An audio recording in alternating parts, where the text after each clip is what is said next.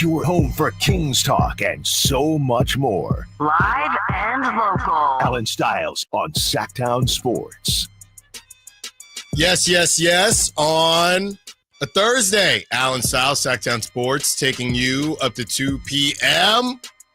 We have a fully loaded show for you today. It is a great Thursday, as Carmichael Dave was able to hop on with the one, the only Scott Perry. I got a chance to chat with Scott Perry a little bit out there in Vegas, and obviously he always comes with the facts, and he always is as transparent as anyone could be, and that's why we really, really appreciate him. So we will have that for you. If you're just hopping in the car, you were running around in the morning, we're going to have that for you. We're going to talk about it throughout the show, but we're going to have that for you at 12 o'clock in its entirety if you did miss it, so you can enjoy your lunch while we're playing that for you. We are going to discuss Zach Lowe, who is still talking about the Kings and still talking about how everyone just feels so bad for the Kings. And yeah, I'm just going to continue to tell him to stop it.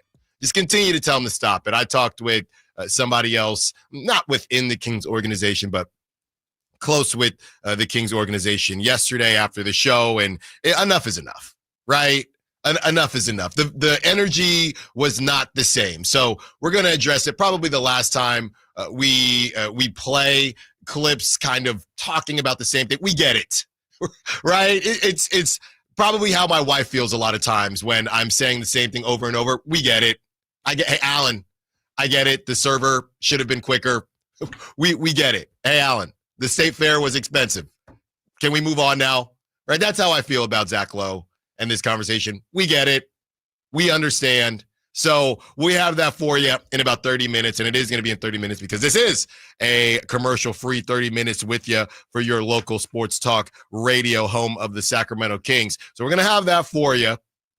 Also, Brendan Nunez got a chance to speak with Maxime Reynaud's coach from Stanford. So we are going to play that for you. That's coming up at 1 o'clock. But we are spending today talking a lot about the second half of the offseason because it feels as if things have slowed down a bit. But I'm of the mindset there's one more mini kind of earthquake coming. You know, the aftershock. You get the earthquake and then you get the aftershock. Shout out Aftershock. I know there are a lot of listeners that go to Aftershock every single year out here. I still got to go. Not necessarily my cup of tea musically, but it's an event. I would love to go. You know, I go to, during my music festival phase, I would go, and it's a 3-day festival. I probably only know about 5 of the artists performing anyway. Pay $300. So I feel like it's a pilgrimage almost in Sacramento to go to Aftershock. So shout out to everybody that goes every single year. And just like the festival in Sacramento, I do think there is going to be some aftershock from the initial offseason earthquake, whether it's Giannis, whether it's Luka's extension, De'Aaron Fox's extension, which may or may not happen. By the way, we have some information on that. Trae Young, Jonathan Kaminga, and that saga. I know Jonathan Kaminga is getting real close to the ban list, but because it's connected to Sacramento, we will keep it off the ban list for now. DeAnthony Melton, Al Horford, the rest of the free agents, right? And random trades very similar to Karl Anthony Towns in 2024. It seems like there's been a random trade close to training camp every single season, every single offseason. So last season, it was Karl Anthony Towns. The year before that, it was Dame to Milwaukee. The year before that, it was Donovan Mitchell for Lauri Markkanen as he goes to the Cavs. So we're still trending in the direction of something could still happen. Something big could still happen. And that's the belief that I have, because it's just a little too quiet, and we just haven't had things finalized, right? Giannis is hopping on streams with 22-year-olds. Now, by the way, Kyrie is a streamer now. And we're just living in a really, really interesting and fascinating world. and Giannis is saying, I might go to New York. I don't know. I don't know what's going to happen, but we're just going to let it play out. Now, all that starts to, because everybody was still in cool summer mode, right? You had summer league, you're on vacation. I don't even know where Giannis was with Kai Cenat, the streamer. Was he in Spain? Also wasn't that streamer. That's right, it was Speed. Yeah. It was I Show Speed. Now I just got another gray hair. Thank you very much, Kyle. It was also in Greece. And it was in Greece, of course, because that's where Giannis is from. So things haven't been finalized yet. Things have not been finalized yet. So we're going to discuss throughout the show what may or may not get sewn up and tied up before we get to training camp. Because at some point, Giannis is going to have to say, yeah, I plan on coming back to Milwaukee, right? He said it. He's still kind of dancing around. At some point, he's got to say, yeah, it's over. We're not going to play this game anymore. And let us not forget, Giannis has played this game for a while. It got quiet after the championship, right? And that's what we've kind of watched. It got quiet. Then obviously you have the hangover season after the championship. Then the rumbling started again. And there's a dude, I'm not even going to try, but there's a dude on social media right now, spot on Giannis impression. Spot on Giannis impression. And I'm not going to try to do it, but yeah, I really like playing with Steph. I really like this. I really like that. So the rumbling start again. They go get Dame. Now Dame's gone. Part of Dame being gone was the rumbling starting again because Dame is going to be out for the next season. So there is a one more huge domino, two more, I would say. And I'm not comparing baby Giannis Kaminga, Jonathan Kaminga to Giannis, but I say two more. Will we figure out what's going on, or will Giannis come out and say, I'm going to training camp. I am going to be a Milwaukee Buck. I'm not going to hop on with streamers anymore and kind of play with people's feelings. It's over, right? And Masai Ujiri, which is still crazy that the Raptors wanted to save that money because Giannis did not say, I'm going back. It would have made sense. And I think at the time, I even said on this show, okay, well, Giannis kind of said he was heading back. Masai Ujiri and the Raptors thought, hey, the only reason we'll pay you this money is if we can get Giannis, so we're going to move on from you. But Giannis never really said that it was done. So they fired Masai Ujiri where it could have still been in play because Giannis has not confirmed that he's going back to Milwaukee. He said, I think I'm going to go, or whatever paraphrasing it is, but he hasn't officially said that. So that is a huge domino, and then a lesser domino, but a domino that's connected to the Kings, obviously, is the Jonathan Kaminga saga. And I tell you what, I'm getting a headache from trying to figure out who has the leverage. And, well, if he comes back for a year, there's a no trade clause. If it's not the qualifying offer, I'm telling y'all right now, I feel the same way I feel about when we get too in the weeds with the cap stuff. I don't care. And I don't think you care either, right? Hey, what's going to happen with Jonathan Kaminga? Is he going back to the Warriors? Is he going to sign a short-term deal? That's all. All of the other technicalities that could or couldn't happen, where I stop is qualifying offer, short-term deal, or sign and trade. That's the furthest I'm going with Jonathan Kaminga. I'm going to be honest with you. He's not good enough for me to spend more time than that. He's not. We'll see. He's not good enough for me to go any deeper than that. He does. I know it's the summer, but he does not deserve for me to go into, well, if he doesn't sign the qualifying offer, he signs this random weird one-year offer, and there's a no-trade clause. I'm not doing it. I'm not doing it. But we do want to see what happens, because if he signs a 3-year deal, the Kings, who Scott Perry, of course, just on the morning show, great job from Dave as always, trying to get Scott Perry out to Hawaii or to the Caribbean somewhere before the season starts. If he does sign a $20 million contract, something that I think is understandable for him, 25 and under is where I would go. I don't think Jonathan Kaminga needs anybody's $30 million a year. Then we will have that conversation. Okay. Speaking of what could or could not happen. You could be going to the Lumineers concert, win a pair of tickets at Golden One Center on August 6th. We are going to read off that lucky number at 1 o'clock. Okay, so 1 o'clock, you're down to 2 more chances. And I know a lot of you have been trying to win these tickets. Our phone lines have been blowing up, but just continue to dial those numbers as quickly as possible, because even if we say caller 1, 2, 3, or 4, you never know where you're going to end up, because people are just calling off the hook, besides that texter who had to go to the Lumineers concert because of his fiance and did not enjoy it very much. But everybody that wants to go, or if you're just looking for brownie points, keep at it. Also, I got to say, a lot of people, I shouldn't say a lot, a number of people, they try and jump the gun. They try and call in before you've read off the official call to action. They know that we're getting set to do it. They hear the music and they jump the gun. So if you don't get in right away, some people probably just called too early. So exactly, you still have a good chance. So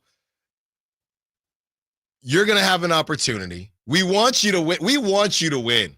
Okay. And Kyle, legally, I can't talk about bribes, right? Yes. Okay. Well, we're not going to talk about bribes in that case, because legally I cannot talk about bribes. But if I were to talk about bribes, you can't bribe or solicit. I'm kidding. I'll tell you what. I will tell you what.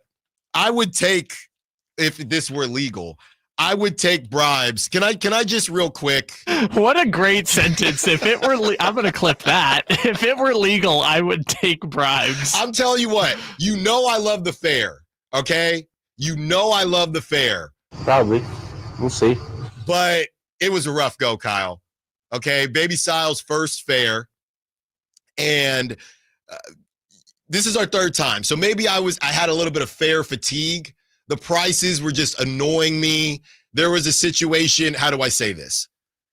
They were selling a beverage that I thought was an adult beverage. They were selling it as if it were an adult beverage, and it didn't end up being an adult beverage. It was a non-adult version of that beverage. I'm talking about a cider, okay? There's a very specific cider. If you know me, and if Chris Watkins and Frankie and Brendan are listening, they know exactly what I'm talking about. It's my favorite adult beverage. So I pay the $16, right? I walk away. I'm sipping on the bevy. This tastes a little different. This is your... And no free, we don't do free endorsements here. This is your no soliciting. bleep cider with adult stuff removed. It is 0.5%. 0.5%. Now they asked for my ID. They charged me $16, and I'm not going to call out the stand, but they did not know. I guarantee you, they did not know that they bought the kiddie version of the cider. So I go back and I'm thinking, hey, I think there was a misunderstanding here. There's no adultness in this beverage. And she says, oh, you sound like me. You sound like me. There's never enough in any drink I have. And I'm just sitting there. No, seriously.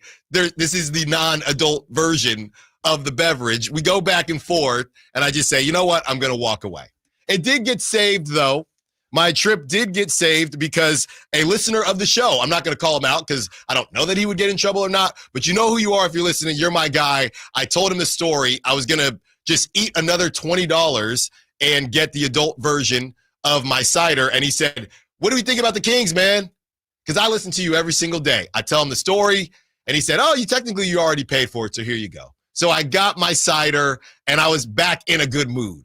After that, the person working there? A different guy. Yeah. So I go to a different stand. I say, you know what? I'm just going to eat the $20. And he hooked me up. So shout out to you. You know who you are. I just don't want to get you in trouble. Then after that, Kyle, and people that have gone to the fair, they know what I'm talking about here. You go to the carnival area of the fair, and there's only 3 options, right?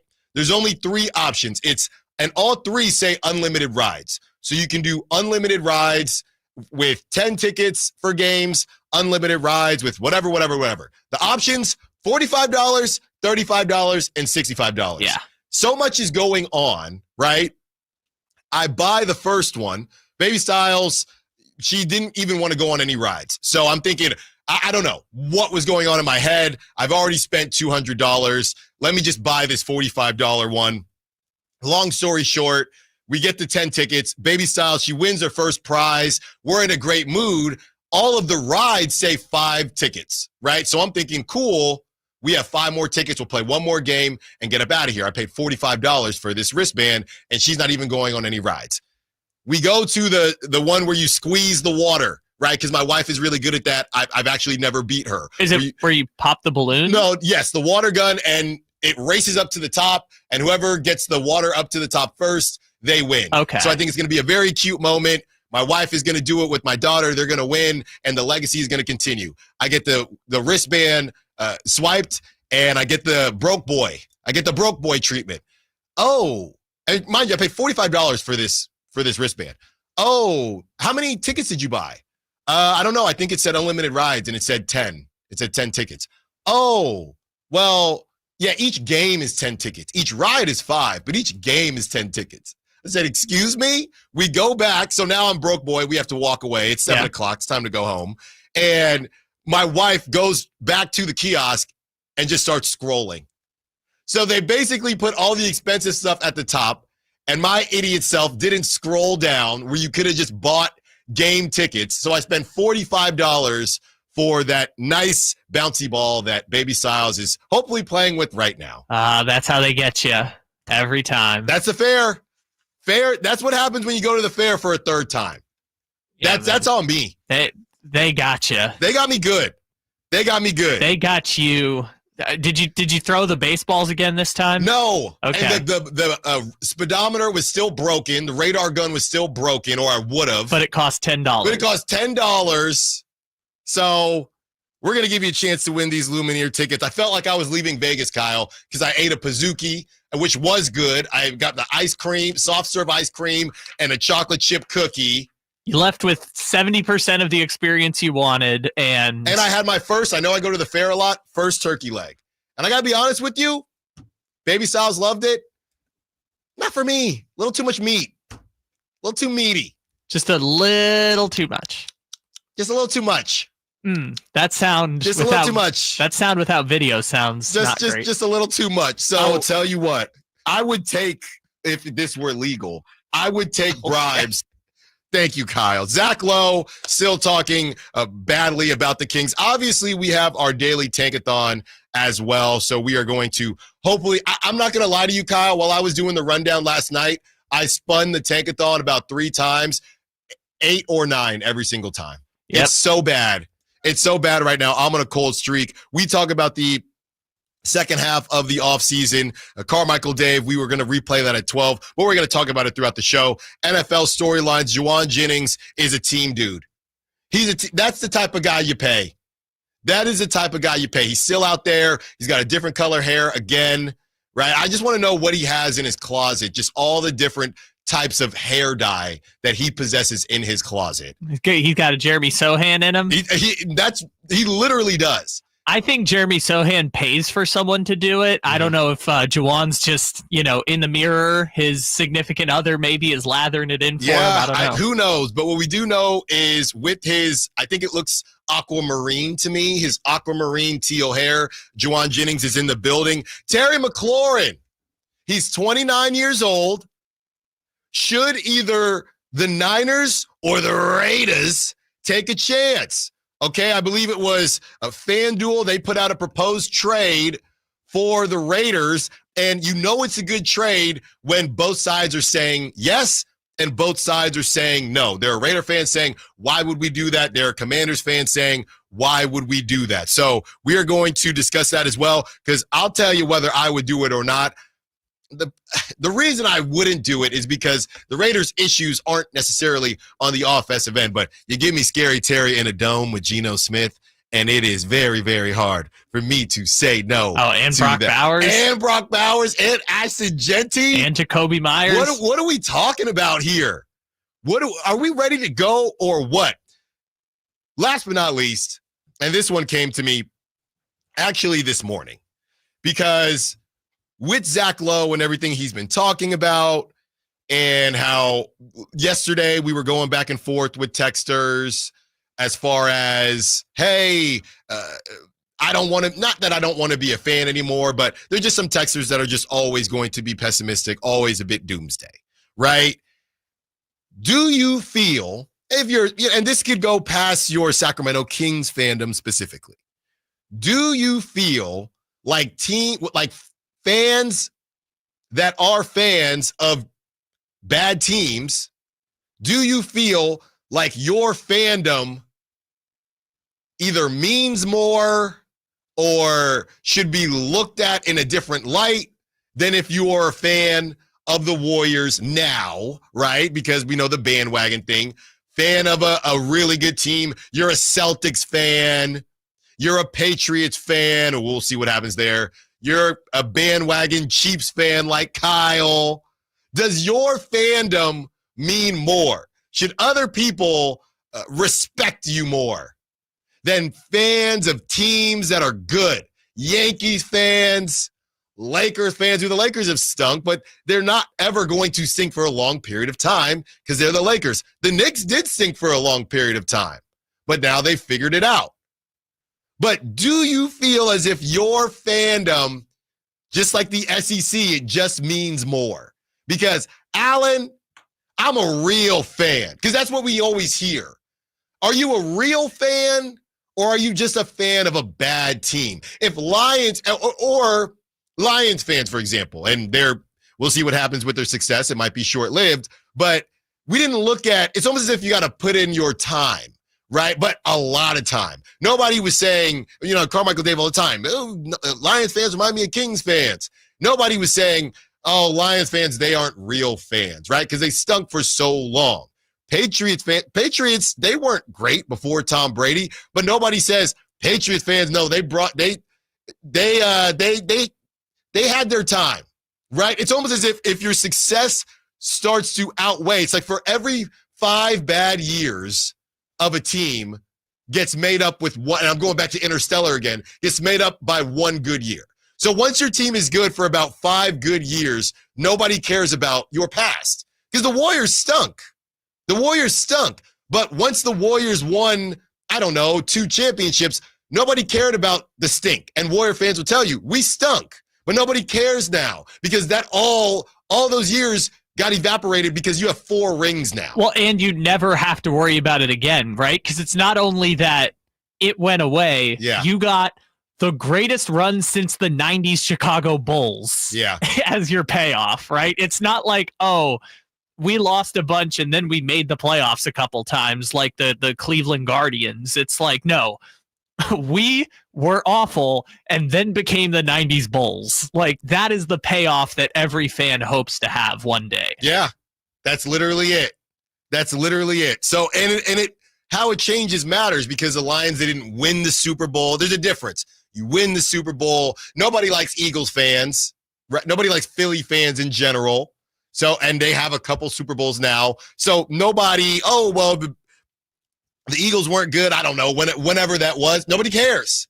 Nobody cares because you won with Nick Foles and now you won again. So your stink does not matter anymore. I guess my difference in differentiating it is I can respect people who are fans of teams that lose and are bad. Mm-hmm. I don't respect fans who are fans of teams that treat you poorly. If your team is treating you poorly, you need to quit that team. Now, why would you say that when we're up against it? Well, why would you say something like that when we're up against it? We just had to talk about the fair too much, That's not on me. Maybe it is. 4 hours with you. When we return, let's address what Kyle just threw in there at the last second. We're also going to hear from Zach Lowe, still talking the same trash about the Kings. Down south, Sacktown Sports. I will tell you what, I would take, if this were legal, I would take bribes. Sacramento weather is brought to you by Elk Grove Honda. I'm Ophelia Young in the KCRA 3 Weather Center. We are starting with light winds on this Thursday morning. Skies will turn partly cloudy as we will warm to highs in the low 80s. A light breeze picks up this afternoon and temperatures fall to 70s for dinner. Get the latest forecast on the KCRA 3 News and the KCRA 3 app. At Elk Grove Honda, we've acquired some of the best pre-owned cars we can find. Whether you purchase a new Honda or a like-new pre-owned Honda, Elk Grove Honda has the right Honda at the right price. In the Elk Grove Auto Mall, Highway 99 and Elk Grove Boulevard, or elkgrovehonda.com. I gotta get an Elk Grove Honda. At Fisher Investments, we may seem like other money managers, but we're different. What makes you so different than the rest of us? We ensure clients receive unparalleled service at every step of the relationship. Tell me more. Our investment counselors focus on service over sales, prioritizing clients' needs. How do you make money? We don't sell any commission-based products. We have a simple management fee based on the value of our client's portfolio. So we do better when our clients do better. What about client portfolios? We get to know each client, their finances, family, health, lifestyle, and more. And then we tailor a portfolio based on their specific goals and needs. Your clients really come first then, huh? Yes, we make them a top priority. Our goal is helping them achieve a comfortable retirement. Wow. Maybe we are different. At Fisher Investments, we're clearly different. Learn more at FisherInvestments.com. Investing in securities involves the risk of loss. When you bundle renters and auto with Progressive, you can save while protecting your most valuable possessions, like your really expensive limited edition sneakers and your new suit for your cousin's wedding. Except you never actually bought the suit because you can't stop buying sneakers. So you show up to the wedding looking like you're going grocery shopping. But hey, at least your sneakers will look good in the pictures, until you're cropped out of every last one of them. So go ahead and get Progressive, so you can save while protecting the things that matter to you. Progressive Casualty Insurance Company and affiliates and other insurers. Not available in all states or situations. Lowe's knows big savings make a big difference, especially when you're shopping for appliances. Hurry in to get up to 30% off select major appliances. Plus, My Lowe's Rewards members get free delivery, free haul away, free installation and parts on purchases of $2,500 or more. Lowe's, we help, you save. Valid through 7/30. Selection varies by location. While supplies last. Price, delivery time, and vehicle availability may vary based on order size and location. Exclusions apply. See Lowe's.com/delivery for more details. With 25 award-winning years in Northern California, Ashton & Price is your local injury law firm. Pro attorney tip: if a firm presents as local but they're in LA, red flag. If your first consultation is not with a lawyer, big red flag.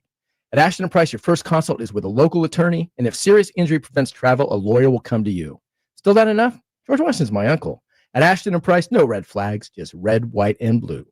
Remember, for the best advice, don't think twice. Call Ashton & Price. At Power Business Technology, we're not another big box corporation. We're your neighbors, locally owned and operated. We know what businesses like yours need, from reliable printers to high-performance copiers. We'll help you find the right solution with personal service you just can't get online. Need setup or support? We're just down the road and always happy to help. Power Business Technology, family hometown service with big-time solutions. Contact us today for all your business printing needs at 844-POWER-BZ. That's 844-769-3729, or visit us at powercopiers.com.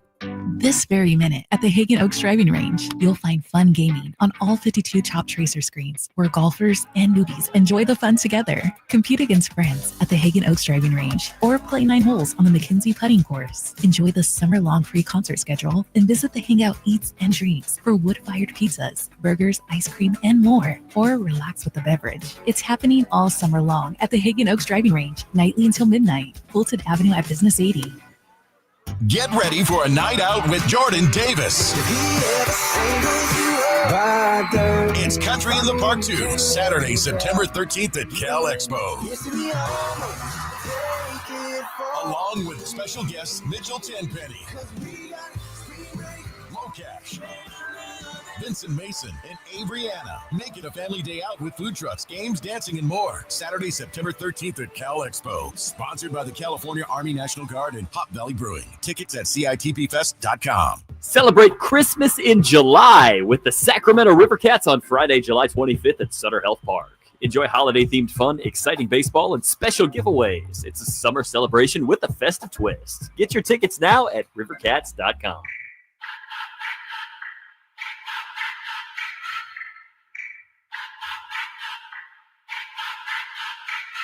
Your home for Kings talk and so much more. Live and local. Allen Stiles on Sacktown Sports.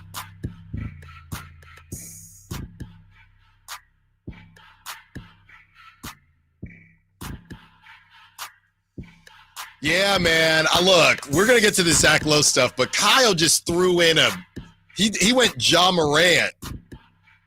He went Ja Morant and threw that fake grenade and just walked away knowing we had to go to a break. So we're going to discuss that, taking you up to 2 p.m.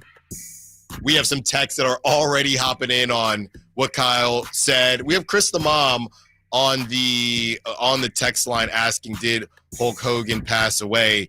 That's what I saw. I've seen it. I mean, even Bleacher Report. So I know people will go back and forth with TMZ, but yes, that is concerned. So that is confirmed. The WWE confirmed it. Yes. So Hulk Hogan, I believe he was 71. So that is correct. Hulk Hogan has passed away.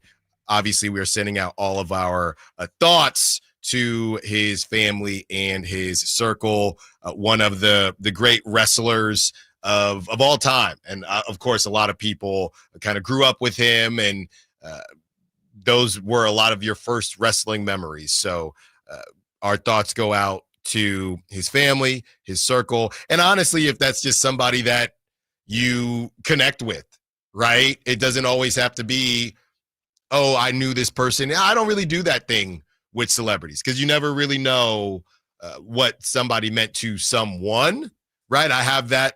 Hulk Hogan isn't necessarily that for me, but I do have that list, and some of those people have passed away for me, and you just think, oh man, that's rough. That person was kind of part of my upbringing, or me and my dad used to watch those wrestling matches, or me and my mom, or me and my sister, or me and my brother. So that went down. Ric Flair is obviously putting out his piece. A lot of people putting out their kind of pieces, just offering their condolences. And it's been a crazy week, man. Crazy week as far as just people passing away. Ozzy Osbourne, and you had just rough stuff. And what's crazy is, people will say that, I don't know, things come in threes, not to get too philosophical here, but, Malcolm Jamal Warner, that was on Monday, who was Theo Huxtable in The Cosby Show. And I actually know him, obviously, from The Cosby Show, but that's a smidge before my time. But some of the other shows, he had that show with Eddie Griffin. I think it was on, what was it? Wasn't CW back then. Maybe it was WB back then. So a lot of great memories for me there, just watching different shows and things like that. So everybody is connected to somebody that has passed away this week, right? Or I would say most people are. So yeah, if it's a rough one for you, obviously, call somebody. If this person, whether it's Ozzy, whether it's Hulk, whether it's Malcolm Jamal Warner, that person that they remind you of, if that person is still with you, give them a call and say, man, did you hear about this? I know that when Kobe passed, my dad and I, funny enough, and I promise you I'm not placating to the audience here, everybody always jokes about me being a Warriors fan because I'm from the Bay Area. But as I mentioned, the Warriors stunk. And as I've also mentioned, my dad is from Chicago. We moved out here because my mom got a job. She was a special agent. She's a badass. My mom is a special agent. So we moved out to California. My mother is from Panama. My dad is from Chicago, right? So there was no connection to any teams out here. So during that time, during the early 2000s, who was on TV? Kobe Bryant and the Kings. And my dad, being obviously from Chicago, a huge Jordan fan, there was a little bit of what we see with LeBron fans in Jordan, where my dad didn't really like Kobe because he was a Jordan guy. That used to be a thing. So because of that, my dad and I can smell the what was it? The spray that he would put on his pants when he would be getting ready to go to the post office for work, the sheen, if you will. I remember that smell right now as we were watching the Kings try to best the Lakers year after year after year. And to this day, when Kobe passed away, funny enough, we had those memories in a different way because we were cheering against Kobe for all those years. So really rough week for some of the celebrities that a lot of us grew up on. If they remind you of someone, go ahead and give them a call. And that's the best way to do it, to talk your way through it. And Kyle is talking his way into something. As Kyle, real quick, Senor Segue strikes again. As your bestie Louie is on the line, why don't you tell us one more time that last line you had about being a fan of a team that quote unquote disrespects you? Yeah, that bar that I had. It was something. Yeah, I told you before the show, you don't want to get me started on this idea, but it's the idea of I can respect people who root for struggling teams or teams that lose, but I don't respect fans of teams that treat you poorly. And sometimes that line can get blurred a little bit. Example, Atlanta Falcons, that line gets blurred quite a bit. But I will also say there are some pretty clear-cut cases where it's like you should not still be rooting for that team. If you like, I just don't feel bad for certain fan bases at this point. At this point, it's a choice. You've been given exit ramp after exit ramp to quit, and I just can't feel bad for you anymore. So where are you at with Kings fans? Well, Kings fans lose, but I don't feel like the organization, quote unquote, disrespects you, right? I would say here's where I would differentiate it, right? Late era Maloofs, that's being disrespected, right? The idea of we're not going to invest in the team, we're not going to invest in the arena, we're not going to invest in the experience, and oh, by the way, we're trying to negotiate with Anaheim and Virginia Beach and Seattle, right? That's disrespect, and a lot of Kings fans stopped showing up, right? They went from number one. So you don't think Kings fans are being disrespected right now? You think they're just not good? No, they're just losers. Now, you could make the argument that trading De'Aaron Fox, a beloved hometown, drafted by the organization player, is a disrespect, and I will not argue with certain people about it, but making the play-in and missing the playoffs is not being disrespected. You just don't have a good team. Fans are not. So you don't feel bad for A's fans? A's fans mostly have. Okay. For the 300 A's fans that still exist, I just want to know what your thought process is, right? Because I know A's fans and I understand there's nostalgia, connection to family, things like that. But like, if you're really riding or dying with the A's at this point, what are we doing? So basically you're saying, hey, if you are a fan, let's say you're in the Bay Area because they left Oakland. If you are a fan in Oakland right now and you decided to remain a fan, that's on you. If you're still riding or dying with the A's with the hope that they're going to make they should be playoffs. Giants fans. I'm not saying you should be Giants fans. Everyone can fan how they fan, right? When I went through, and this is why I say this, when I went through this as a child, because as a 16-year-old, my football team was taken away from my city after 60 years.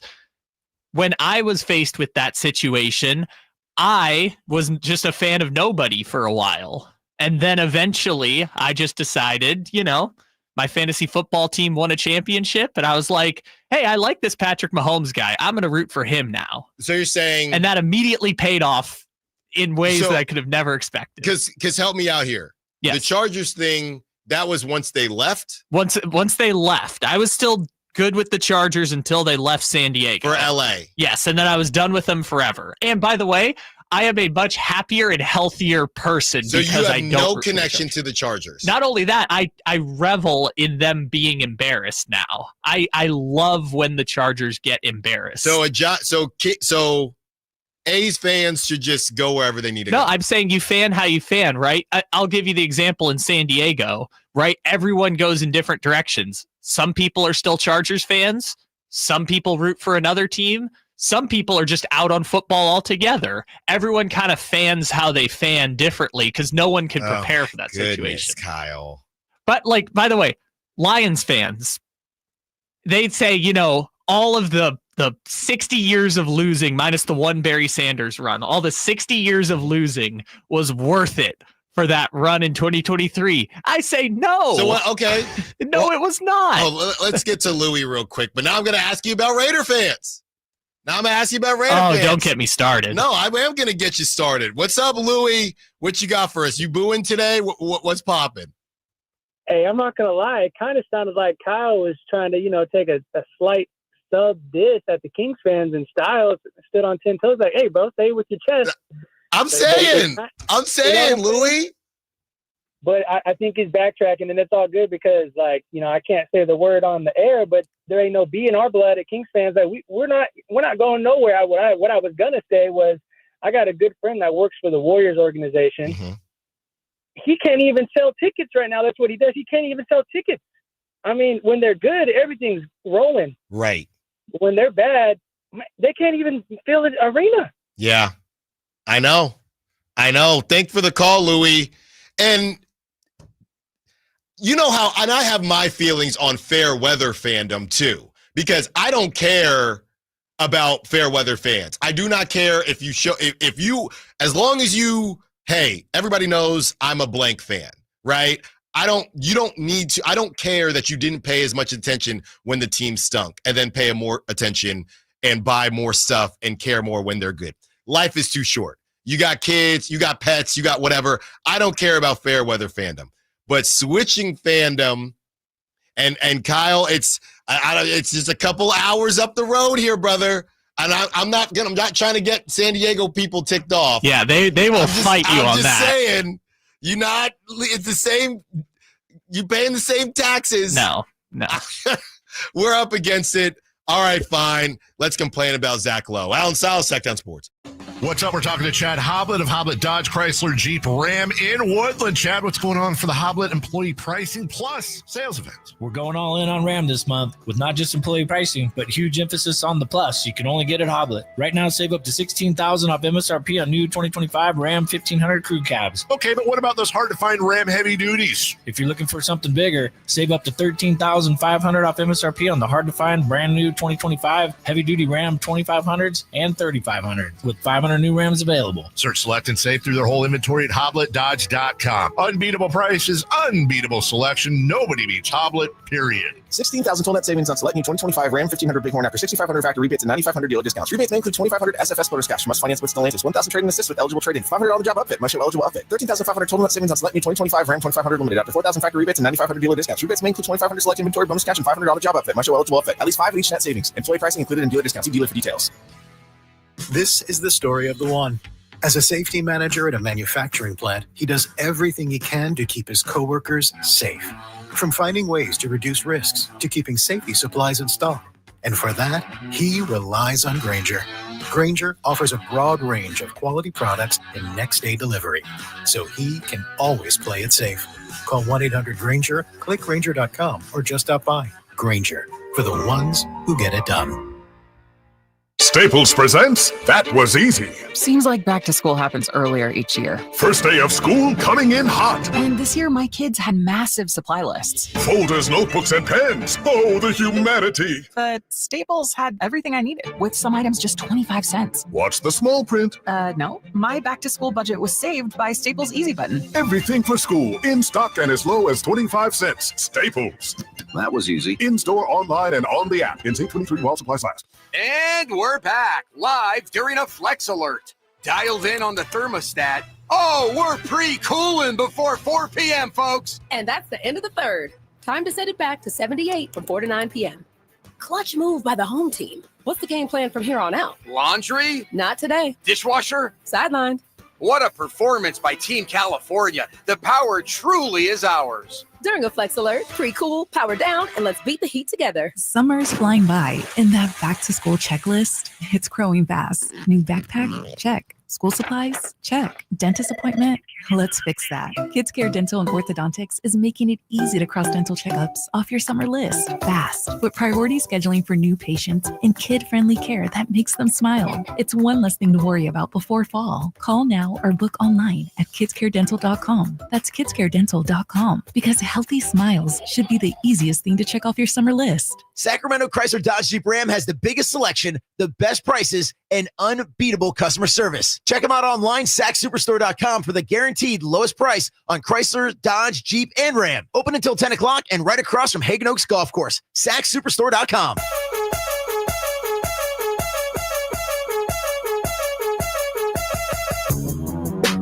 Allen Stiles. Watch the show on youtube.com/Sacktown Sports 1140.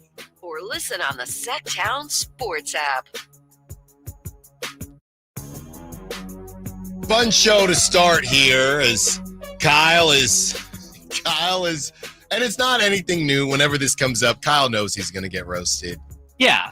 I'm just trying to help people, you know? I'm trying to help people get off that narcotic franchise, that team that treats you poorly and doesn't deserve your attention. I think that I think the issue, or where things get a little bit murky, is how can you look at the Kings' history and not say that they've been disrespected? When you're so bad, how can you say there hasn't been a level of disrespect? Or maybe you're saying, hey, I don't feel as if Vivek has disrespected Kings fans. They've just made decisions that have not worked out. Right. They're bad, but there's less of a disrespect. They're not treating you bad, right? They might be affecting your mental health because they lose, but I wouldn't go so far as to say under Vivek, they've treated you as badly as, say, like the Maloofs at the end, because that's clear cut. Like, that's disrespect. You shouldn't support it. And by the way, Kings fans didn't. This is just an issue with someone's philosophy and the idea that we're gonna trade De'Aaron Fox because, hey, look at the numbers. De'Aaron Fox or Zach LaVine, essentially the same points per game average as De'Aaron Fox.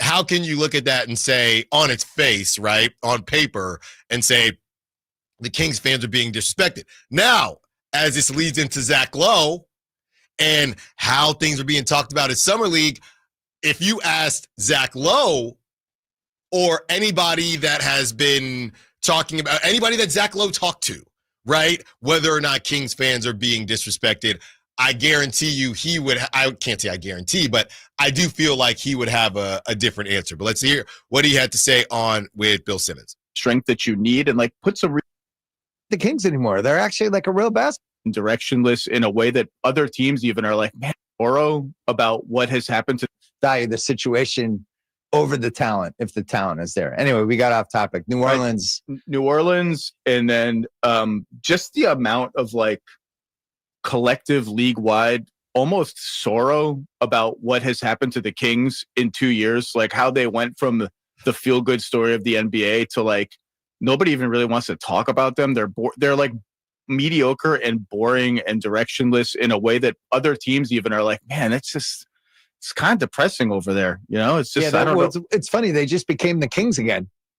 Yeah. They weren't the Kings anymore. And it felt like, oh my God, the Kings aren't the Kings anymore. They're actually like a real basketball team. And then that died within 18 months. And just like the word Vivek was said over many dinners and drinks, like it's still kind of a mess internally. And it just that, you know, phrases like he can't get out of his own way, he can't help himself, you know, that kind of phraseology came up a lot. Like, because what's been the constant between the Beam team and now and all the crappy teams before the Beam team post Maloof, it's the ownership group.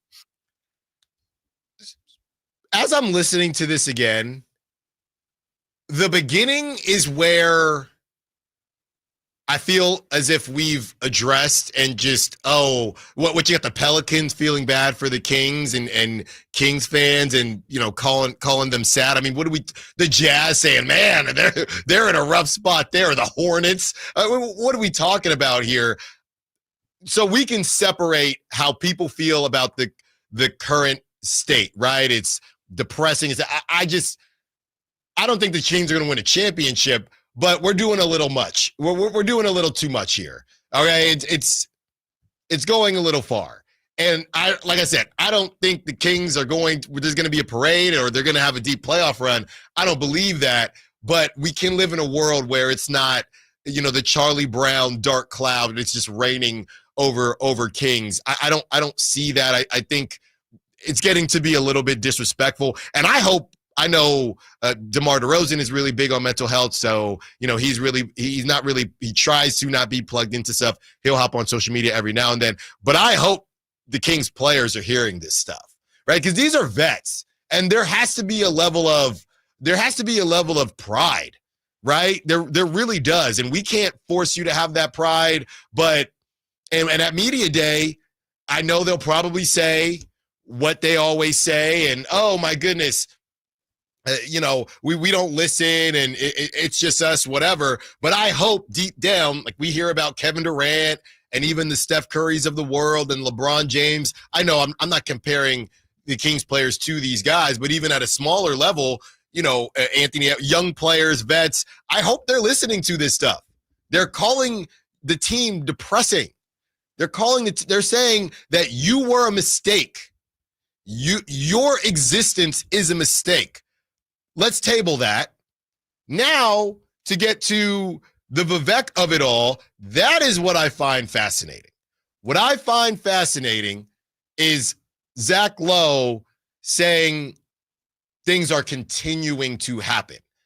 I don't know. I maybe need to hire Pablo Torre finds out. Just cracked the top 100 podcast. He's doing really well for himself. I don't think he's ex-ESPN because he'll still fill in, but he's not. That's not where his bread is buttered anymore. But I want to know what is still if things are still going on, because that's where I've tried to be optimistic, Allen. Right?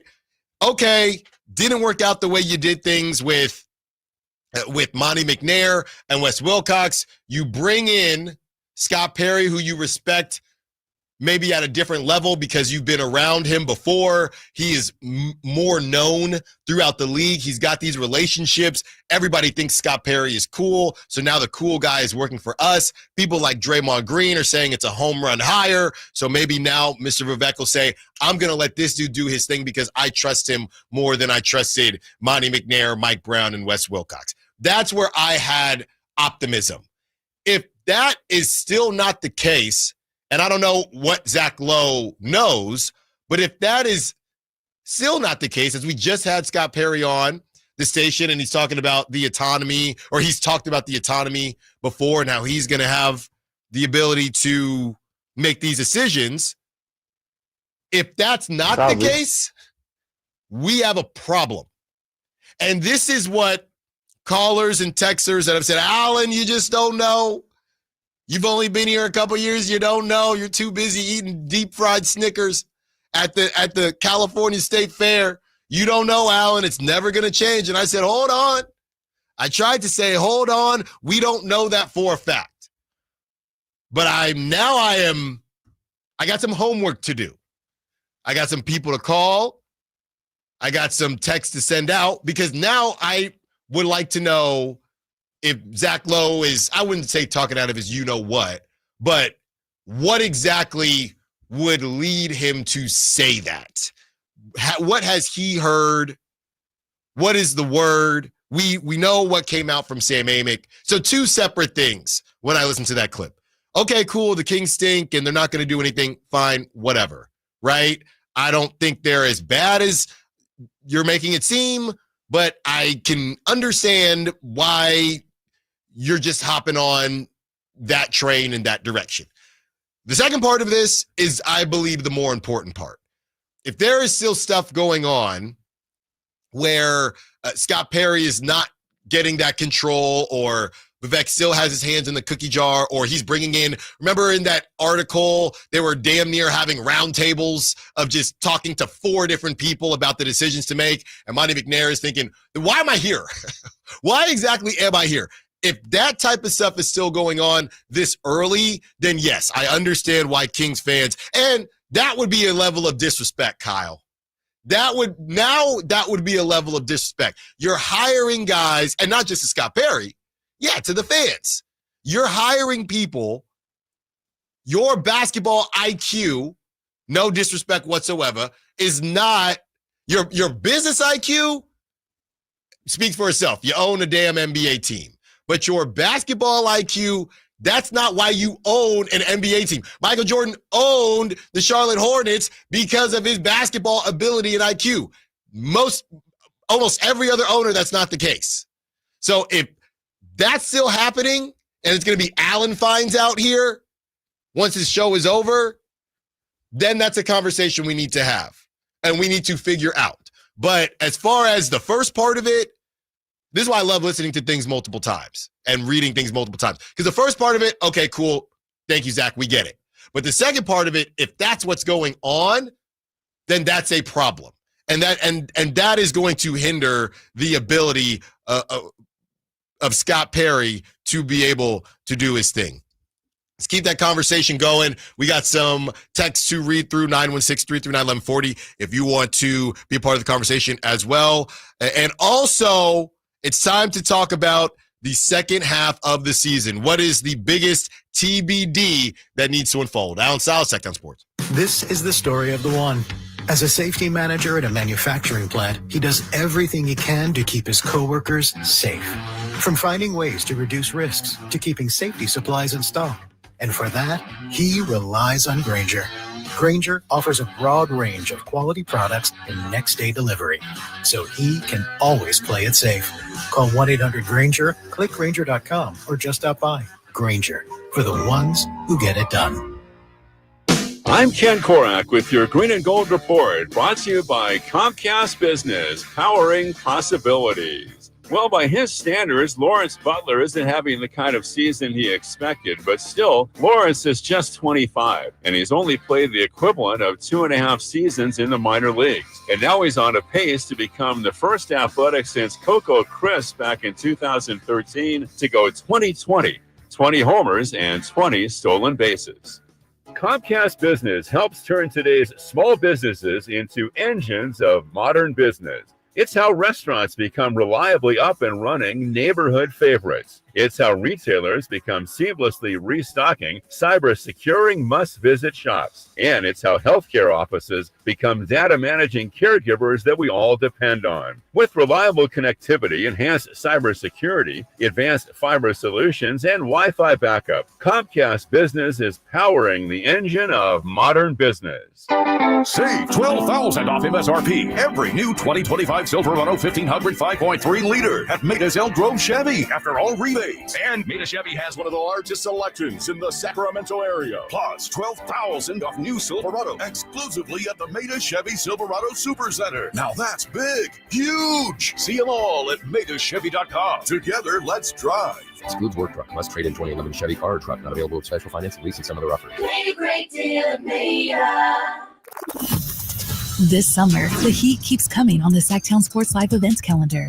Kicking off when Third Eye Blind and Neon Trees light up the stage on July 25th at the venue at Thunder Valley. Then head up to the lake for not one, but 2 nights with Old Dominion, August 1st and 2nd at the Lake Tahoe Amphitheater at Caesars Republic. And come right back up August 17th for Glass Animals. On August 21st, flash back to your favorite decade with Lost 80s Rewind featuring Flock of Seagulls at Thunder Valley Resort and Casino. Then get weird with the one and only Weird Al Yankovic live at the Lake Tahoe Amphitheater at Caesars Republic on August 24th. On August 29th, Japanese Breakfast takes the stage at the all-new Channel 24 music venue in downtown Sacramento. And don't miss the legendary Darius Rucker bringing the country heat to the Lake Tahoe Amphitheater at Caesars Republic on September 13th. For tickets and more details, keep it right here on Sacktown Sports or visit sacktownsports.com. Get ready for Marvel's first family to hit the biggest screen in Sacramento. The Fantastic Four: First Steps opens this week on the Esquire IMAX Theater 6-story screen in downtown Sacramento. Please welcome the Fantastic Four. Set against a retro-futuristic backdrop, the Fantastic Four are faced with their most daunting challenge, defending Earth from a ravenous space god. Get your reserved seats today at IMAX.com/Sacramento. I herald his beginning. The best theater to experience the Fantastic Four: First Steps is on the largest screen in Sacramento, the Esquire IMAX Theater. Hey there, this is Dolly, coming to you straight from Nashville. It's Stand Up to Cancer! Join us Friday, August 15th for one night only and for one goal only, to beat cancer. So stand up with all of us and let's save lives together. And if we join forces, we can end cancer forever. Tune in Friday, August 15th at 8, 7 Central on ABC, CBS, Fox, and NBC. For more ways to watch, visit standuptocancer.org/show. KHTK HD1 Sacramento, KYMX HD3 Sacramento. From the Power Business Technology Toshiba Studios, Sacktown Sports 1140.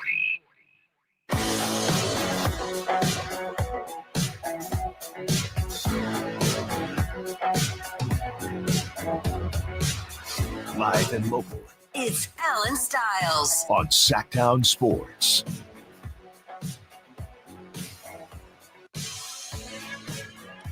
(916-339-1140), taking you up to 2 p.m. And we are rocking and rolling here. We're not at the second half of the show quite yet, but I would definitely say we're at the second half of the offseason. And Kyle, to kind of rehash everything that happened during the free agency, I mean, Dame Lillard headed back to Portland. That's more, we got to almost go backwards now with everything that happened, or backwards based on most recent to the first thing. Because you want to just say the offseason so far? Yes. So you have obviously Kevin Durant. That's the big one. I think Dame is up there with one of the big ones. And he, going back to Portland because of that. Well, Miles Turner to the Bucks. I was going to say the buyout of Damian Lillard, the buyout of Bradley Beal. Yeah. Which the buyout of Dame led to them signing Miles Turner. The buyout of Bradley Beal will lead to the Suns not being in the second apron, but just as screwed as if they were. Desmond Bane, that kicked it off. Yeah. Desmond Bane getting traded to Orlando for KCP and 3 first-round picks and a pick swap. Yeah, my airport buddy, KCP. Yeah. What else are we missing? We got Dennis Schroeder. Dennis Schroeder, of course. There had to be some other free agent signings that we're forgetting, right? The whole thing. Norman Powell, John Collins. Yeah. The whole thing here is that Sham said this was going to be one of the crazy. I think he might have said the craziest. Off season, and so I'm looking here. Nickeil Alexander-Walker goes to the Hawks. Oh yeah, I forgot about that. You have the Hawks. Good off season. The Hawks. Porzingis. Boston Celtics. Drew Holiday for Anthony Simons. Yeah. Michael Porter Jr. finally gets moved. Or I should say Cam Johnson finally being moved. And let's not sleep on a lot kind of happened. Did you see the breakdown of what the Nuggets did with the money they saved from trading Michael Porter Jr.? I think so, but tell the people. Yeah, so by saving $20 million, and by the way, this is, again, a conversation about Zach LaVine's contract, by saving just $20 million by trading Michael Porter Jr. and an unprotected 2032 first to Brooklyn, essentially salary dumping, the Nuggets added Cam Johnson, Jonas Valanciunas, Bruce Brown, and Tim Hardaway to a team that already had Jamal Murray, Jokic, Aaron Gordon, Christian Brown, Braun, whatever, and all those rookies that Allen hates. It's so funny. I don't hate them. It's so funny Bruce Brown hit the boomerang. I love it. I told this story before about my wife leaving and then where she works somewhere different now, but tried to leave somewhere that treated her really well. But, the growth was a question. Went somewhere else, had to boomerang right back. And, she got that old thing back for a couple more years and then found somewhere else and is doing very, very well. But Bruce Brown, he played it perfect. He hit the boomerang, got paid, got a ring. $46 million. Got a ring, got paid. Oh, they're starting to see I was really good that one year. I'm going back to Denver. Was it traded 3 times? Yeah. Immediately back to Denver. It's time to go back to Denver. Dario Saric is now a member of the Sacramento Kings. Yeah, that happened. I'm looking here. The additions. The New York Knicks signed Jordan Clarkson. You know who I'm not worried about, because later in the show we're gonna discuss players under 25. Your top 3 if you were building a franchise. And I'm kind of giving away who my number 1 is because I just love how this dude carries himself. But I'm really surprised at the Pistons offseason with and I'm not going to say that it's kind of post-Beam teamy. I'm not going to say that. But with the Celtics not in the mix, and they're, they have Cade, who, no disrespect to De'Aaron, but Cade is better than. With the Celtics kind of not in the mix with Jason Tatum out, the Pacers as well. The Pistons have re-signed Paul Reed. They added Karis LeVert, who is much better in theory than in actuality, and they add Duncan Robinson. And they lose Fontecchio, Tim Hardaway, Dennis Schroeder. And how could you lose Lindy Waters at third? Oh, my gosh. Where did he go? He was with the Spurs now. Oh. Yeah, he's with the Spurs now. Well, all right. And then you go to the Golden State Warriors, just NA. Just NA. NA for re-signing. NA for additions. Departures, Kevon Looney. Sure. I mean, we know we can pencil in DeAnthony Melton and Al Horford. Do we? I think so. At this point, I mean, come on. I think so. Houston Rockets, they re-signed Steven Adams, one of the holidays, Jeff Green. Not the good one. Jabari Smith Jr., Jayshawn Tate, Fred VanVleet. They're paying him properly now. They add Clint Capella. They add Kevin Durant. They add Dorian Finney-Smith and his Spider-Man meme, Josh Okogie. So that's what the Rockets did. They lose Dylan Brooks. They lose Jalen Green. They lose Jock Landale, and they lose the belle of the ball during one of those summer leagues, Cam Whitmore. I mean, that's probably the best addition you're going to find other than maybe the Hawks. Well, yeah, I would say the Rockets won so far. Yeah, I mean, I don't want to underestimate Jalen Green leaving, not being like kind of a big deal, but we're going to talk about Jalen Green too, because out there in Phoenix, they have no clue who the point guard is going to be, and we saw two different reports within a matter of hours, which we don't even need. Why are we report? I get it, and shout out Gambo, who is the afternoon guy for our sister station, but and look, he's just he's stuck too. Okay, he had the Kevin Durant deal this whole time, and he's with blowing up. Now the deal happened, so now okay, we got to report on the team now, and we don't know who the point guard is going to be. No, we have no idea. And it doesn't matter because neither of them are point guards. Spoiler alert. They did this before. They did this before with Devin Booker. Yeah. They literally have done this before. They literally have not had a point guard since Chris Paul. And that was 3 Chris Paul teams ago. They had Tyus Jones. They benched him. They shouldn't have done that. They benched him. I really wanted Tyus Jones on the team. Indiana Pacers, they re-signed Isaiah Jackson and Warriors great James Wiseman. They gain Jay Huff and they lose Miles Turner. Oh, yikes. Let's not sleep on the Clippers. They re-sign Nicholas Batum, James Harden. They add Bradley Beal. They add Draper's bestie, John Collins. They add Brooke Lopez. They add Chris Paul. They lose Norman Powell, and they lose a great center to the Sacramento Kings, Drew Eubanks. He was waived.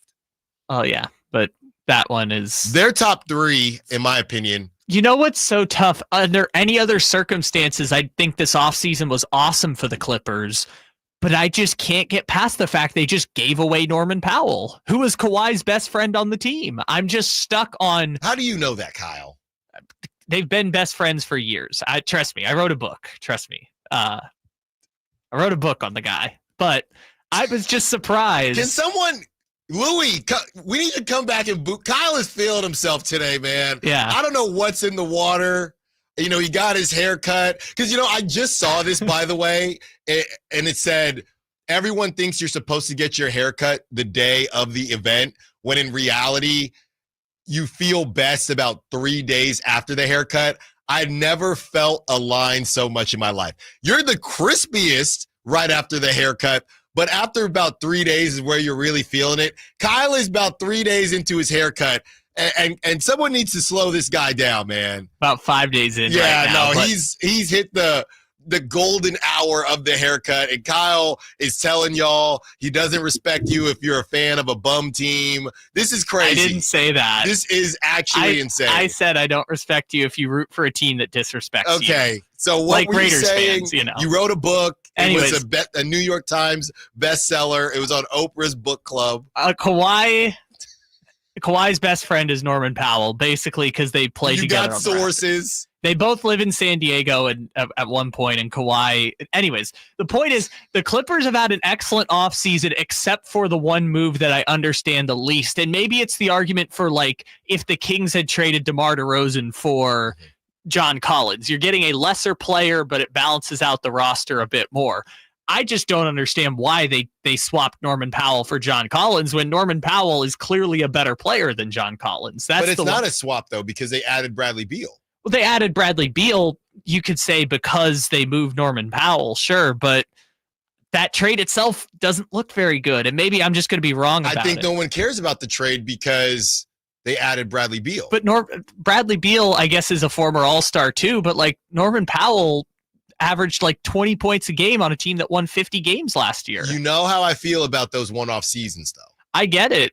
And I'm not a big Bradley Beal guy, but I understand why the Clippers did it. Yeah. What are the chances Norman Powell plays like that again? Well, Norman Powell would have been either coming off the bench or would have been playing in a reduced role like he was down the stretch, which, again, I understand that part of it.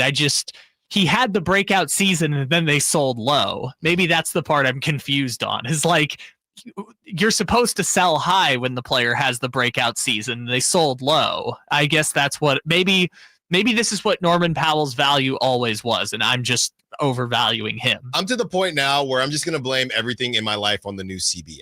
Like yesterday when I lost all that money at the fair, it's just a CBA, man. It's just a market. It's just a market right now. Yeah. Everything is the fault of the CBA.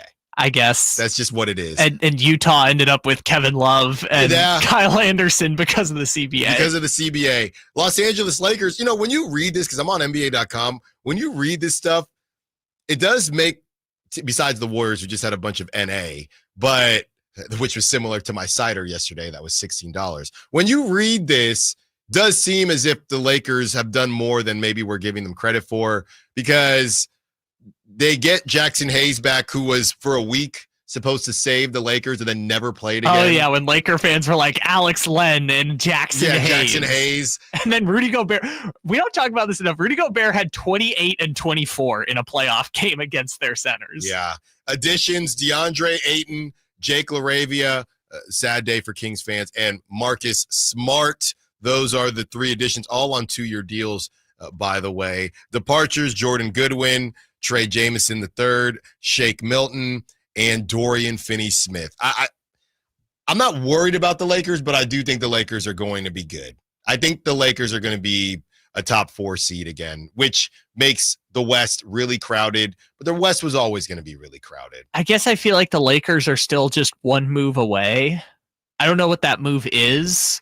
I think they're a 4 seed with you might be saying a move away to be a championship contender. I'm just talking about spots in the playoffs, man. Yeah. And they're going to be a top 4 seed. Yeah, they got Luka a lob threat, which is a huge deal with that.